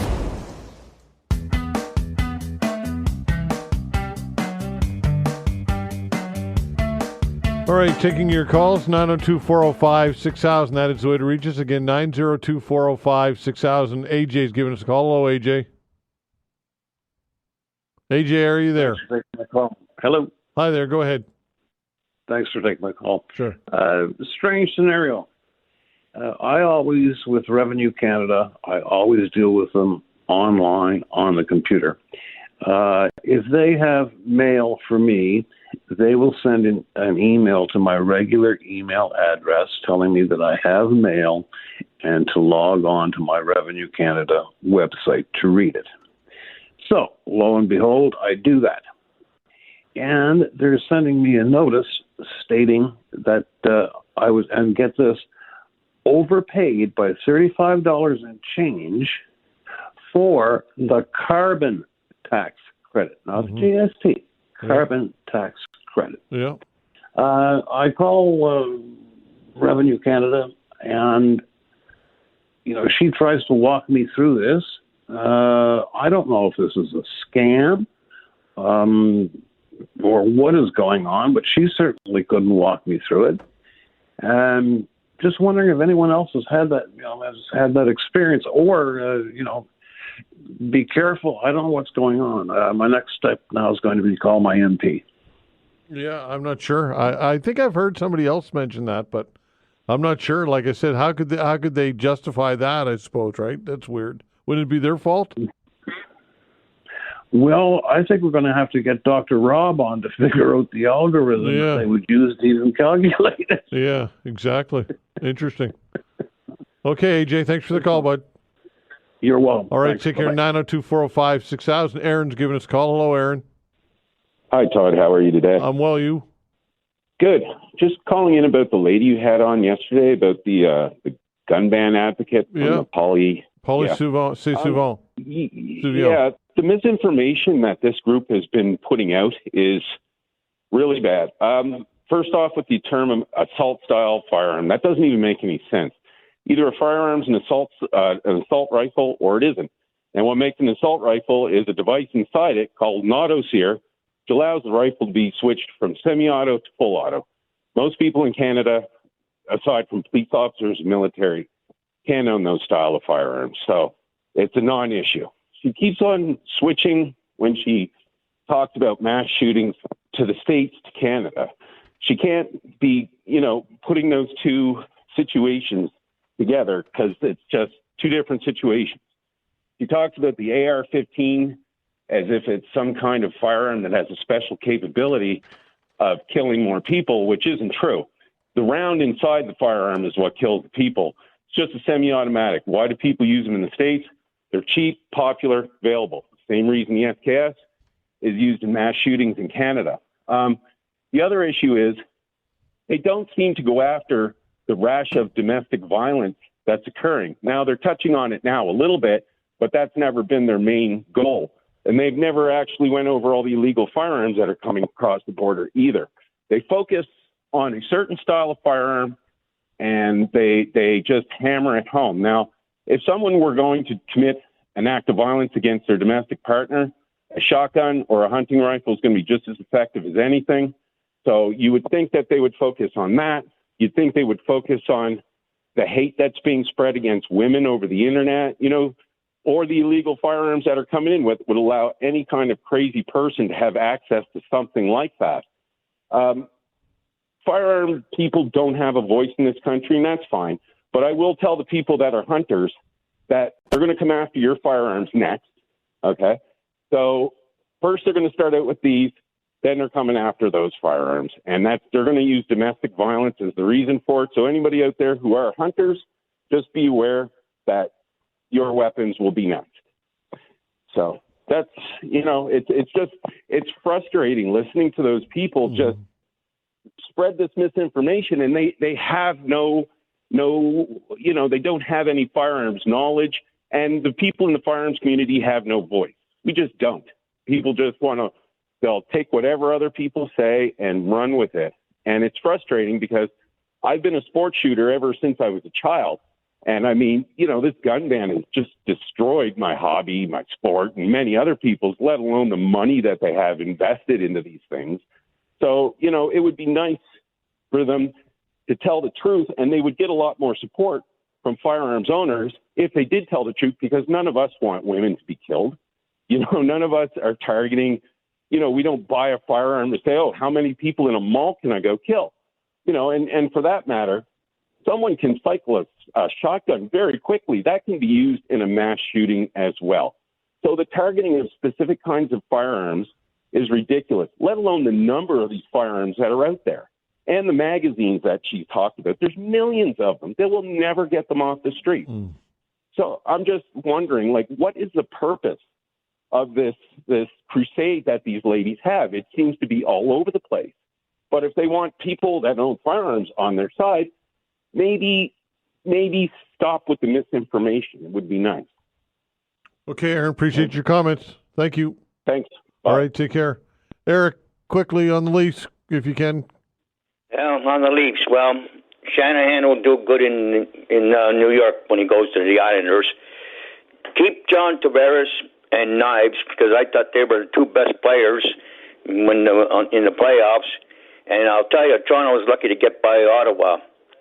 And I'll tell you, even though the Tigers are doing good in baseball, I predict that it'll be the Yankees and the Dodgers again. And a foregone conclusion, the Florida Panthers, they just look untouchable, and I think they'll beat Edmonton, and it'll be a Donnybrook. I don't know how you feel about that. Well, as far as Leafs talk goes, I'm done talking with the Leafs. To be honest, I shouldn't say I'm done, but look, I appreciate that some people still want to talk about it, but I'm personally no longer interested in it. I've exhausted my interest in it, and I have almost no interest in the Eastern Conference Final, and I do hope Edmonton beats Dallas. But I'm not watching any of the games, so I'm really not connected or dialed in anymore to the NHL playoffs. Just being honest with you, Eric.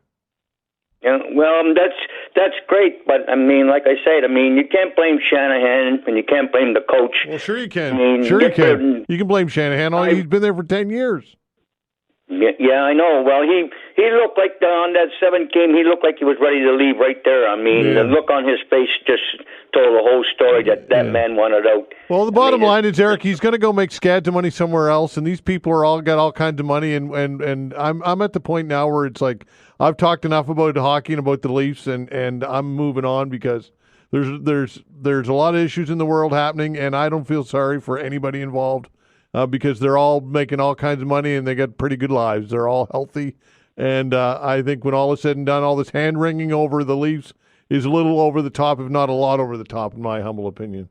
Okay, stay with your Yankees because they're going to meet the Dodgers in the World Series. Okay, pal. Thanks. Take care. Listen, I don't mean to be terse or short with Eric, but I'm just it's a little, if not completely over the top, how much exhaustion is going on about the Leafs. I mean, let's get over it, folks. It's time to move on from the Leafs talk, in my opinion. I'm done talking about the Leafs. I shouldn't say I'm done. If Marner gets, I don't know, perhaps. For this year anyway. We'll be back. CJNI FM. A Rogers radio station. Number 1 for breaking news, traffic, and weather. 95.7 News Radio, Halifax. Legend has foretold of a smoothie so delicious and refreshing that it could quench the thirst of a fire-breathing dragon. But it's also a great pick-me-up after a workout. The new Dragon Slaya smoothie from Booster Juice, a legendary blend of dragon fruit and mangoes, destined to be your next obsession. Try it today along with the new Dragon Booster Ball and the Pink Dragon Booster Mixer. 3 epic menu items to conquer your cravings. Booster Juice, Canadian-born, blending since 1999. Breathe in. Breathe out. Start your warm-up and get ready for summer at Cleves. What's on your summer to-do list? Play ball, tennis, hike, and try pickleball. Basketball, soccer, inline skating, and of course, beach time. Wow, lots to do. Get started today and get ready for summer at Cleves Source for Sports.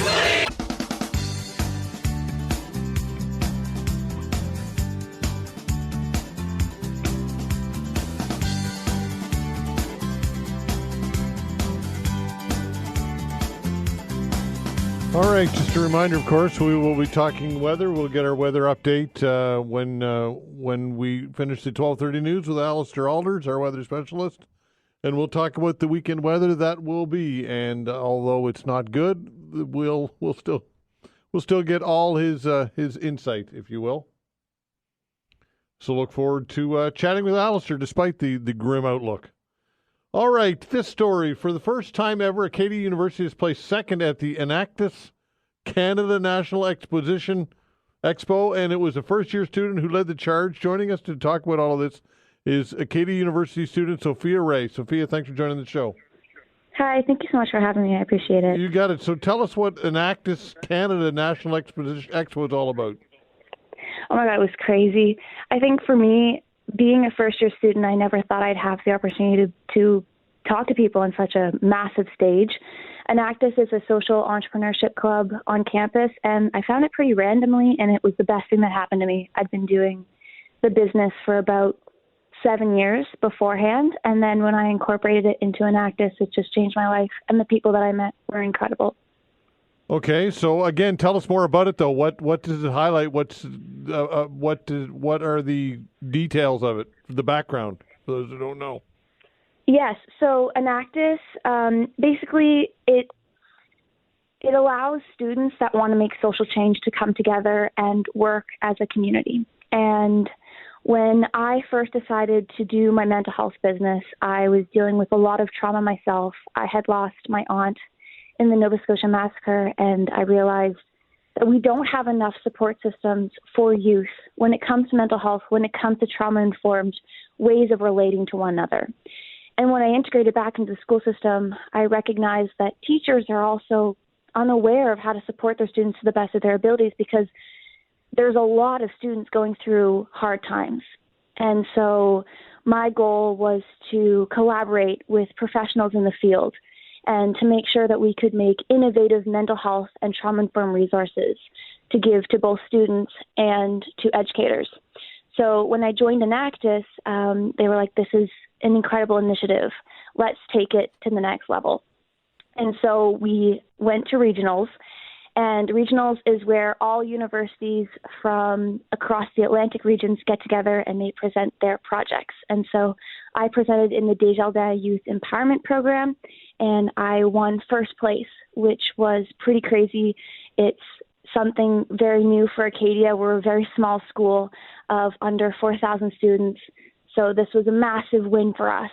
And then once we got the go-ahead to go to Calgary, we found out we'd be presenting on the main stage, which was just such an exciting opportunity for me, that not only was the work that I've been doing for such a long time getting recognized, but we were making steps towards a more connected community. And it just felt really powerful.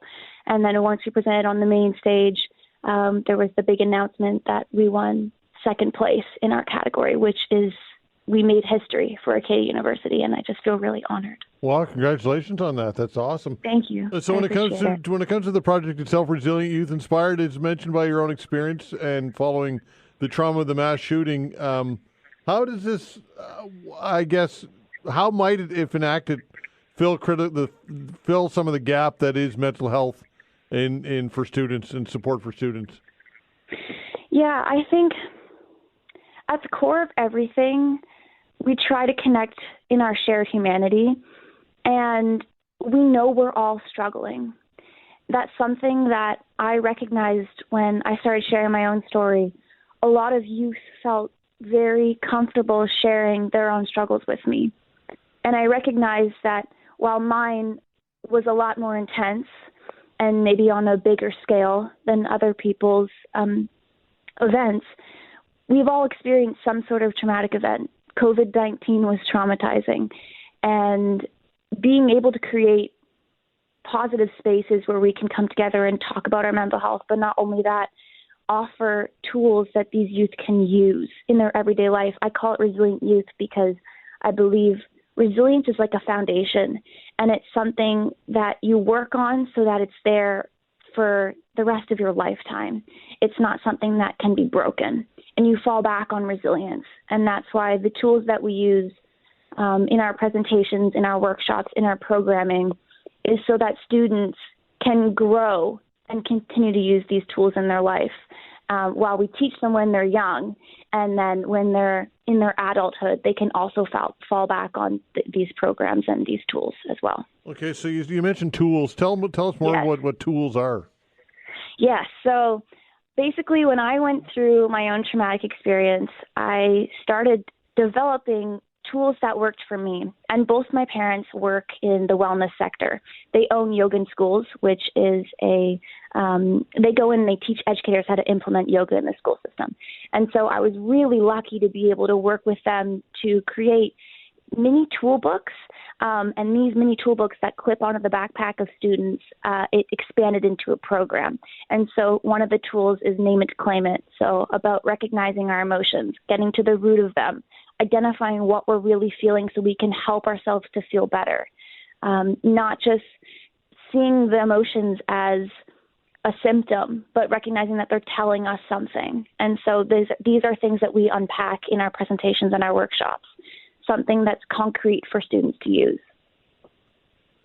Okay, and what's the reception been like from people on this? I think for me, I just feel so honored. It's really powerful to be able to go in personally. I mean, it started with me doing presentations to schools, and now it's grown. But it's really powerful to be able to speak to youth and have that deep connection with others. You know, I think we live a very superficial life, and to be able to, first time meeting someone, connect on a deeper layer than just, hi, how are you, is really special, and not everyone gets to do that as their work. So I do recognize that I have a responsibility also to keep creating these spaces so that we can grow this movement and make it so that everyone has spaces like this where they feel comfortable sharing their own stories. Yeah, and the stories that I've heard from youth are they're incredible. Yeah, and of course, reducing stigma is an ongoing issue with mental health at all ages, but in particular, I would think with your age group. Yeah, it is hard. It's definitely difficult, and I feel like there's a lot of shame, and that's why, vulnerability and just being completely open and honest is at the core of what I do in a safe way too, right? We don't want to force people just to disclose their experiences, but it's definitely been important. Okay, congratulations, Sophia. Sounds like a great initiative, and well done. Thank you. Thank you. I really appreciate it. All right, take care. Sophia Rae, Acadia University student, and that is very, very well done. This story quickly before we go to break. The U.S. stocks are sinking after President Donald Trump threatened 50% tariffs on the EU that could begin in a little more than a week. The S&P 500 fell 0.9%, and the Dow Jones Industrial Average dropped by nearly 400 points. In Toronto, the S&P and the TSX Composite Index, down 60 points in early trading. Trump has threatened to put 25% tariff on Apple products unless iPhones are manufactured in the United States. So this unbelievable, volatile situation with Donald Trump, it just never, ever ends. And look, he brokers deals with the EU and other jurisdictions, and they trot this out as a victory of some sort. I don't know why, because any deal, will he honor it? Is Trump trustworthy? Like, at some point, people will just realize that no matter what he commits to or no matter what he promises or where he's going, whatever direction he's on any given day, it can change overnight and often does. I just don't know. I just still don't understand how people can look at this and not see that it's chaos. I don't get it. Anyway, just my take, as I always say. The cost of Canada's joining Trump's Golden Dome missile defense project still unknown. That was Scott Taylor when we come back. This story, if Prime Minister Mark Carney signs on to U.S. President Donald Trump's proposed Golden Dome missile defense shield, he would be committing Canada to a project with a ballooning price tag, one anti-weapons proliferation group said on Thursday. So lots to talk about with all of this. Joining me to discuss it is Scott Taylor of Esprit de Corps Magazine. Scott, thanks for joining the show. Always a pleasure. All right, so this thing is Space War Revisited or what? Star Wars Revisited. Sorry, Star Wars Revisited. Back to the Future here. But I mean, when Star Wars was first announced by Ronald Reagan in '83, the idea was that America would make itself impervious to any Soviet retaliation with nuclear weapons, and then therefore they would gain the upper hand, and it would no longer be mutually assured destruction, the old MAD that keeps everybody in check. Yeah. And the spending on that is what, trying to keep pace with that weapons proliferation was what did in the Soviet Union. But I mean, that scenario doesn't exist today. So this idea that we're going to make this Golden Dome, based loosely on the Israeli Iron Dome that they've got, which is obviously far different circumstances than what the continental USA has facing it in terms of a military threat or threats to its existence. How necessary is this type of thing? Because as you mentioned, the same rules of the mutual destruction are still there, are they not?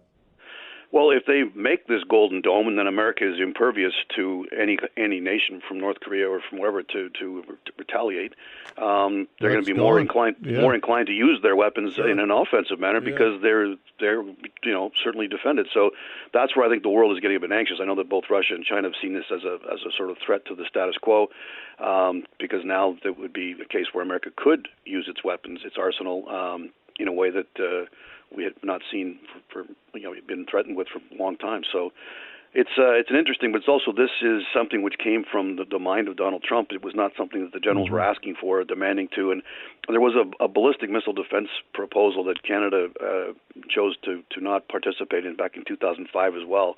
But this time around, it doesn't seem like we're getting much of a choice. And again, for people to understand that, but for them to have this sort of what they're calling a Golden Dome, Canada, would be the buffer zone. We'd be included. We'd be under the umbrella, if you will, of the very nation that is now threatening to annex us. So it seems a little, they're not worried about us, but they're going to put us under an umbrella, which we then become the safety zone or the buffer zone for any incoming projectiles. All right. So when it comes to cost, I can't imagine how this could even be close to being estimated what the potential cost would be. What are your thoughts on this potentially ballooning way out of control?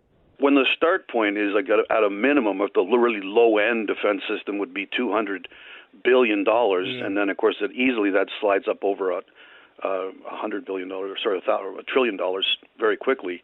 And Canada, for us, would be just told that we will pay our share without having any say.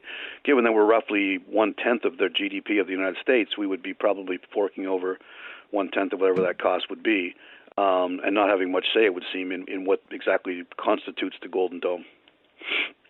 Okay, so which again, when you consider that it's as SpaceX, Elon Musk, it's his company who stands to benefit the most from this. It's like it's Trump and Musk that are asking for the military to accept it, as opposed to the military asking for this, not because there's what would not seem to be any imminent threat that this would be necessary, unlike the situation in Israel, where there is obviously projectiles flying. Okay, is this as far-fetched as it was when Ronald Reagan proposed it, or is it more realistic now because of modernization of technology and all that goes with it?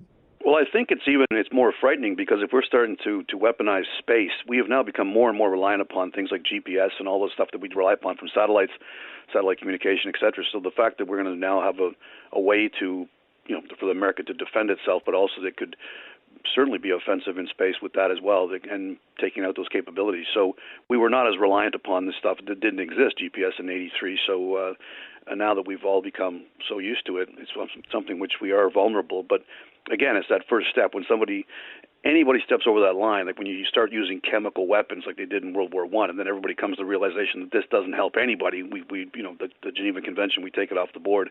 Weaponizing space isn't going to help mankind, and the idea that they're going to step forward and lead the way in this and step over that line, which was what Reagan was threatening to do back in the 80s, but just the sheer cost and the technology at the time didn't exist. So yeah, we need to modernize NORAD as it exists before we could start looking at something like this. What are your thoughts on that? Well, then, if you're going to be impervious to attack from projectiles and missiles and whatever else, do we need to maintain a conventional air force in the form of NORAD? And you go, well, if we're going to put up the quote Golden Dome, maybe that's. It just seems a little bit futuristic, and the fact that it's the brainchild of Mr. Donald Trump and he wants it all done within his term, which is in the next 3 years. Well, so that's ridiculous, right? I just can't imagine that that's even possible, Scott. What's your unless we downed all tools and focused our entire GDPs on just producing this thing, and then you say, well, where's the threat? Like, why aren't we trying to cure cancer or spending that money elsewhere?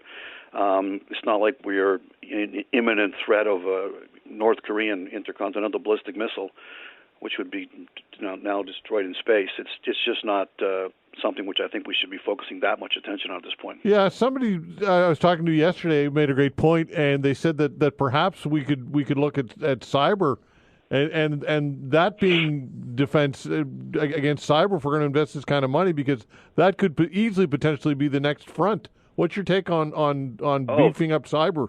By all means. I mean, that's the thing which most Canadians don't realize. We do lead in many ways, and certainly us and the Americans, in the cyber sphere.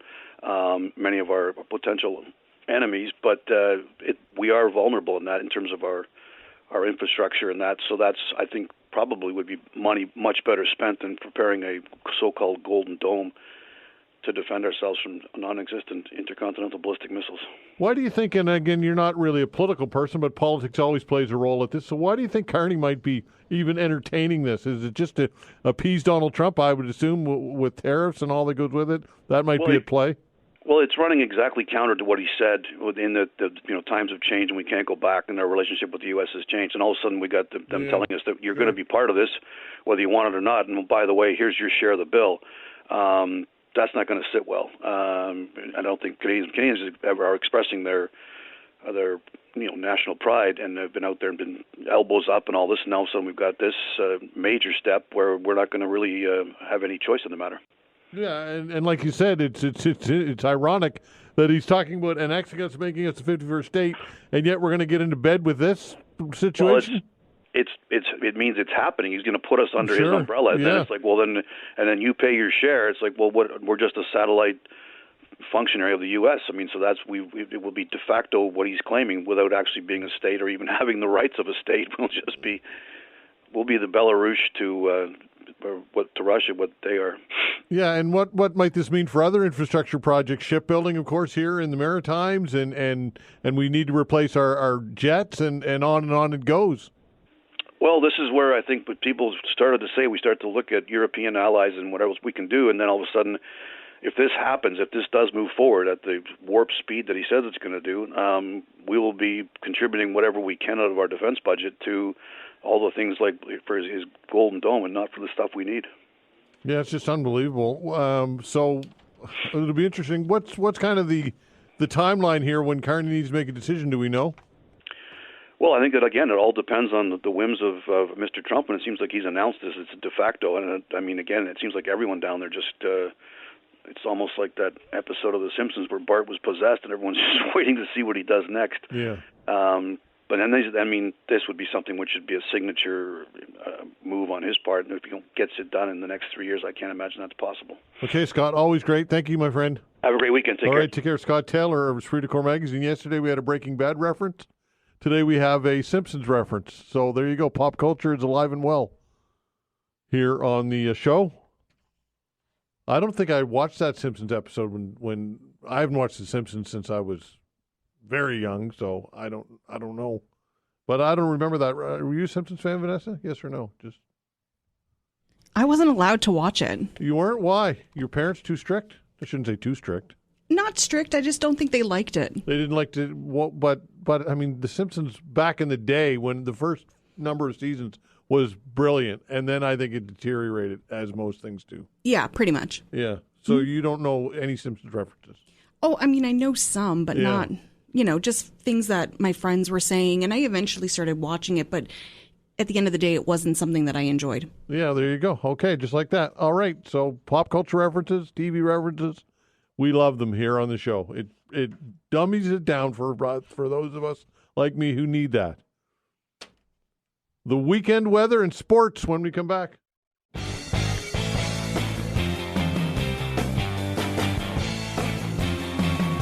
All right, it's time to get your booing going here. I'll do it for you. Now. Wait, okay, here, wait. Boo.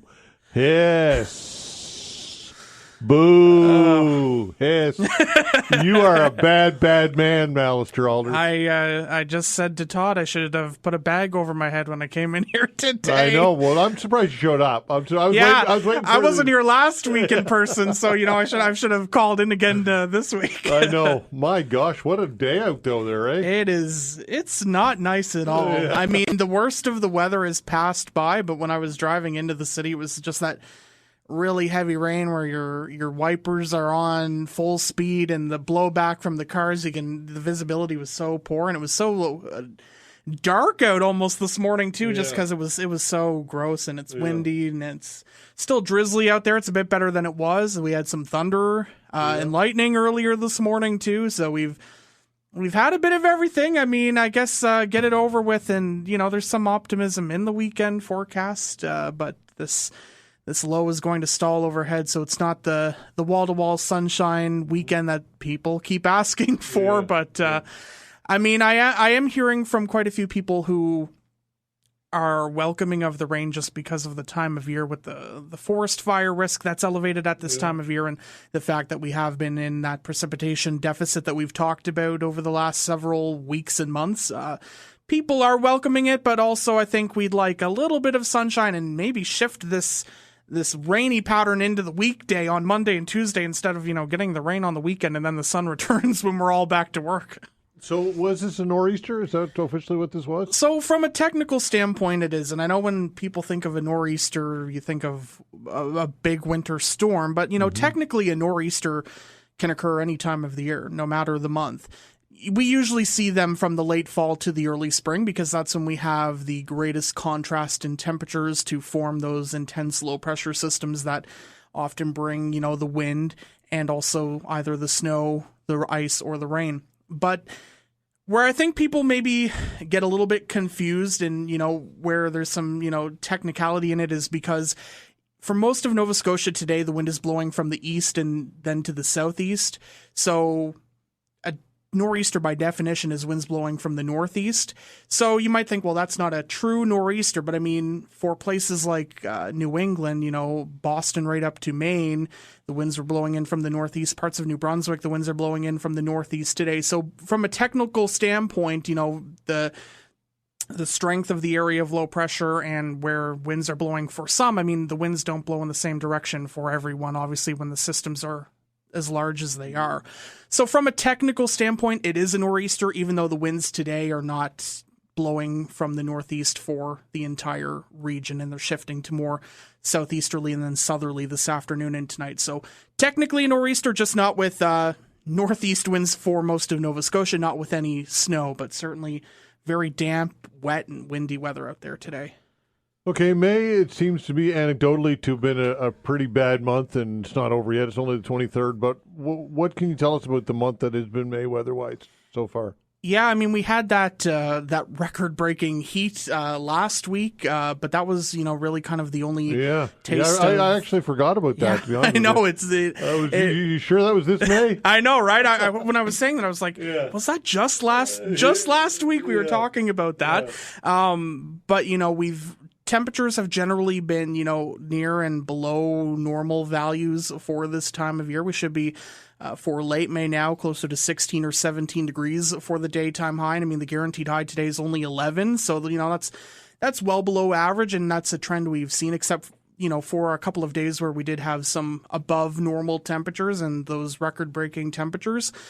Precipitation has certainly been on par for the month and is, on track to likely exceed normal May values, which not a bad thing, as I just touched on with the rain and precipitation deficit that we had since last summer and fall. It's good to make up for it so that we're in good standing for the upcoming summer season. But generally it has been a rainier May, and temperatures near to below average when you consider the entire month. Obviously, though, we did have that really hot day last Wednesday, Thursday. So when temperatures really did warm up, and there are signs, that we will see some warmer temperatures return around the middle of next week. If anyone's, wondering when, right now I'm forecasting, 20 or 21 for Tuesday right now, and it looks like we'll see some warmer temperatures Wednesday and possibly Thursday too. So we will take that. It's looking like a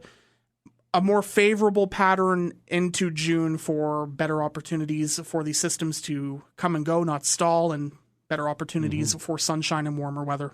Okay, let's talk about the hurricane forecast. Yes, so the National Oceanic Atmospheric Administration released their outlook yesterday, and Environment Canada held a briefing this morning too. They typically just echo and then add Canadian context to the outlook, but an above-average season is forecast in the Atlantic Basin with 13 to 19 named storms. The average is 14, and they're predicting that we could see 3 to 5 major hurricanes from those named storms, and the average is about 3.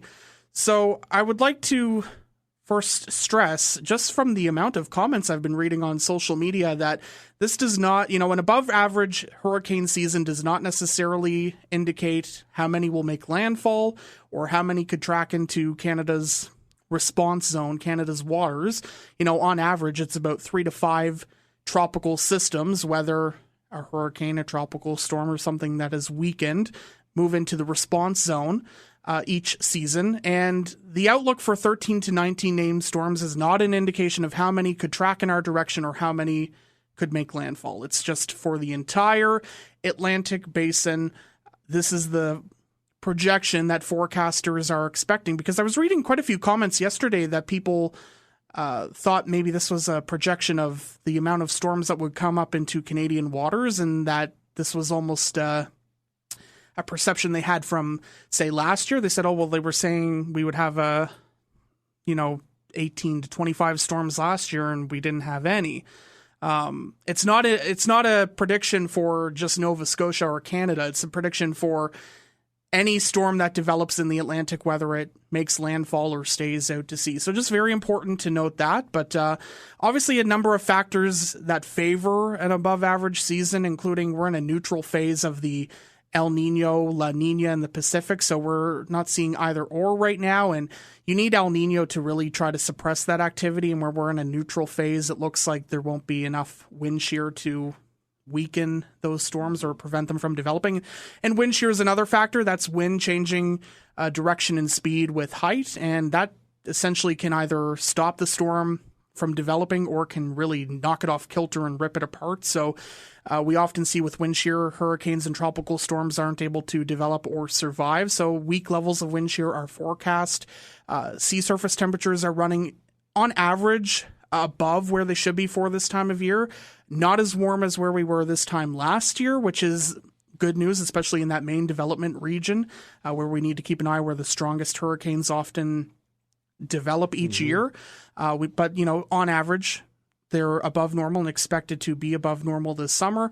And then, there's factors like the West African monsoon season where you get these winds that are colliding and creating areas of thunderstorms and rain over the African continent. And then when those disturbances move out into the Atlantic, those are really the basis for some of these tropical storms and hurricanes that can develop. So the overall factors tend to favor a near to above average hurricane season.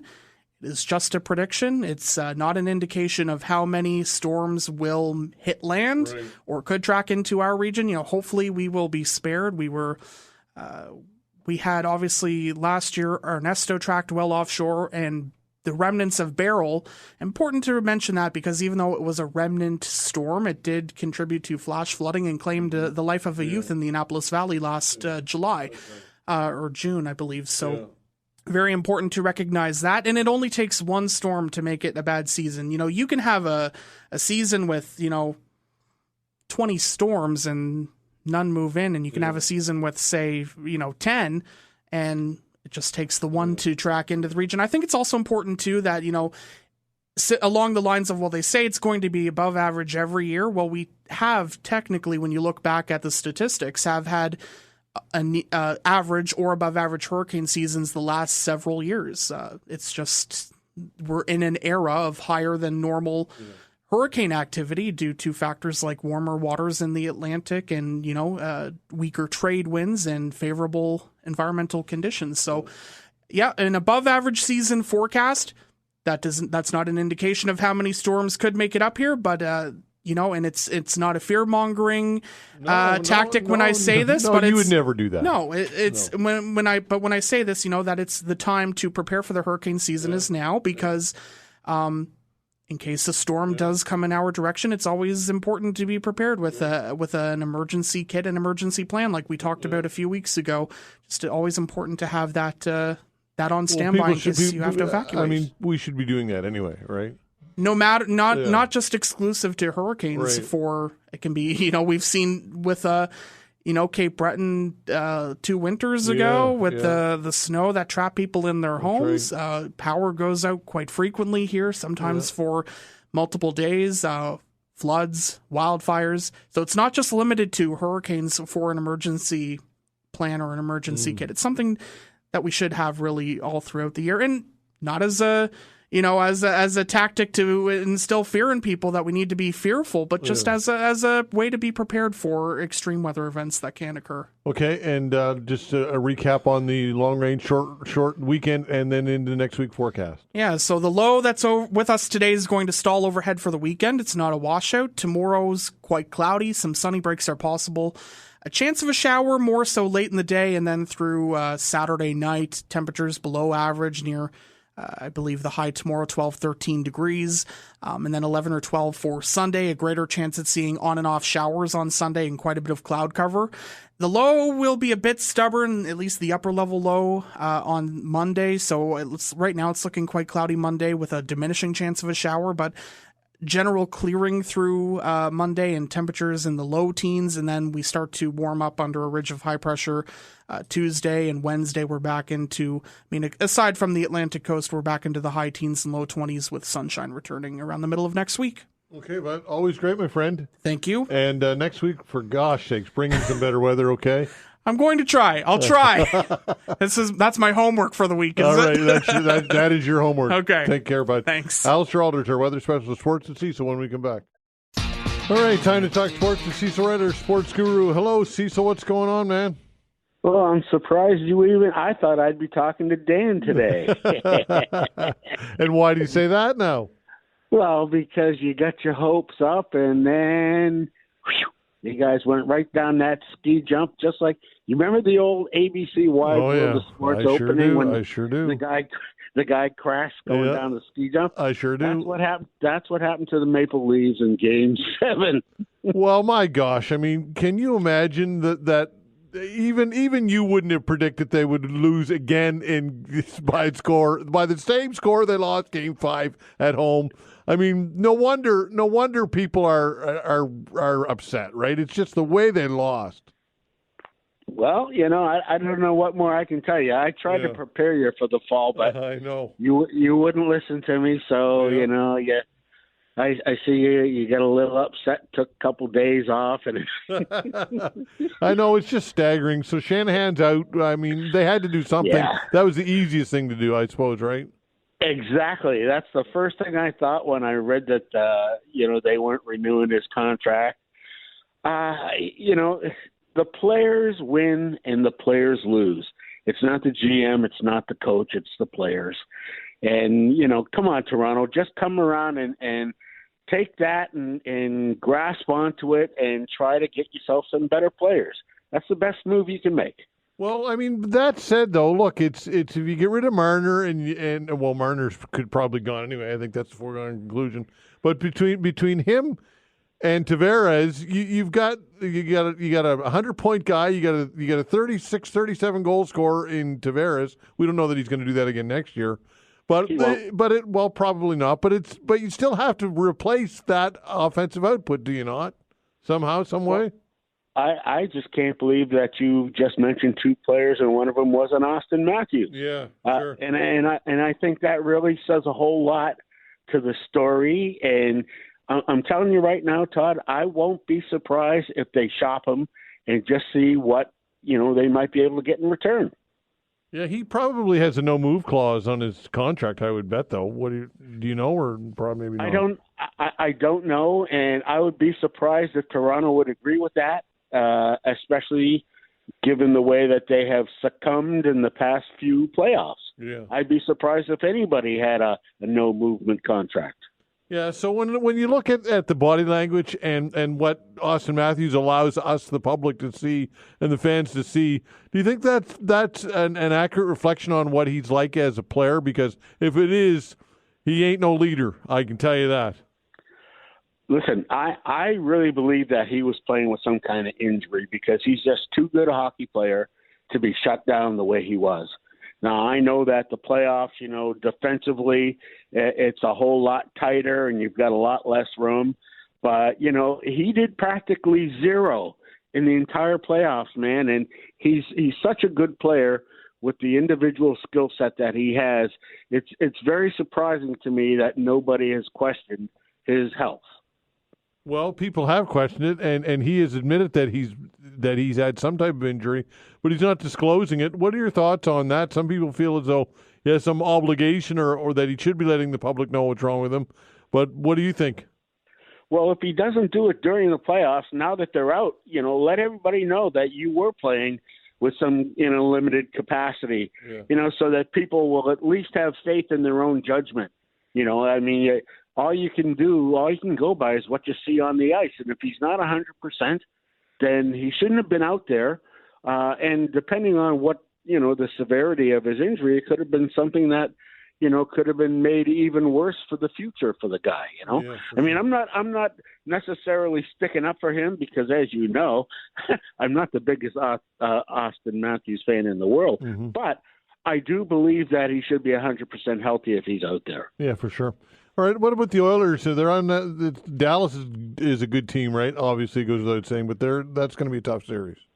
It is, man, and Dallas is a team that is somewhat overlooked in these parts because, and I've said this before, we don't get to see them play all that often.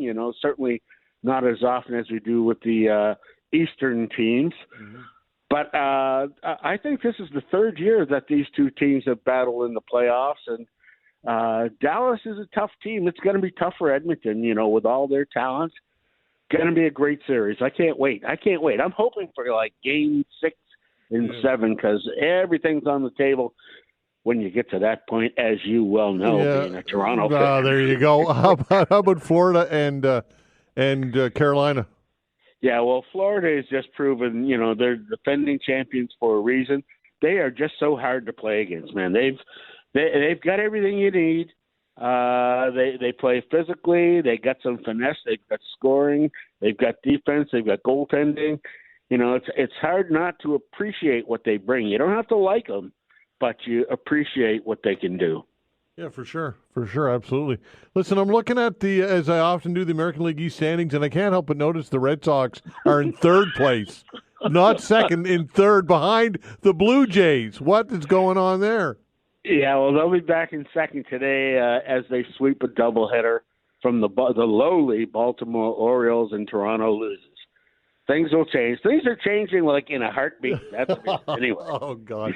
But the American League East is not looking like the mighty division that it once was, though, right now, anyway. I mean, the Rays are not good. The Orioles are horrible. I mean, I don't know. What are your thoughts on the AL East? What's going on with this division?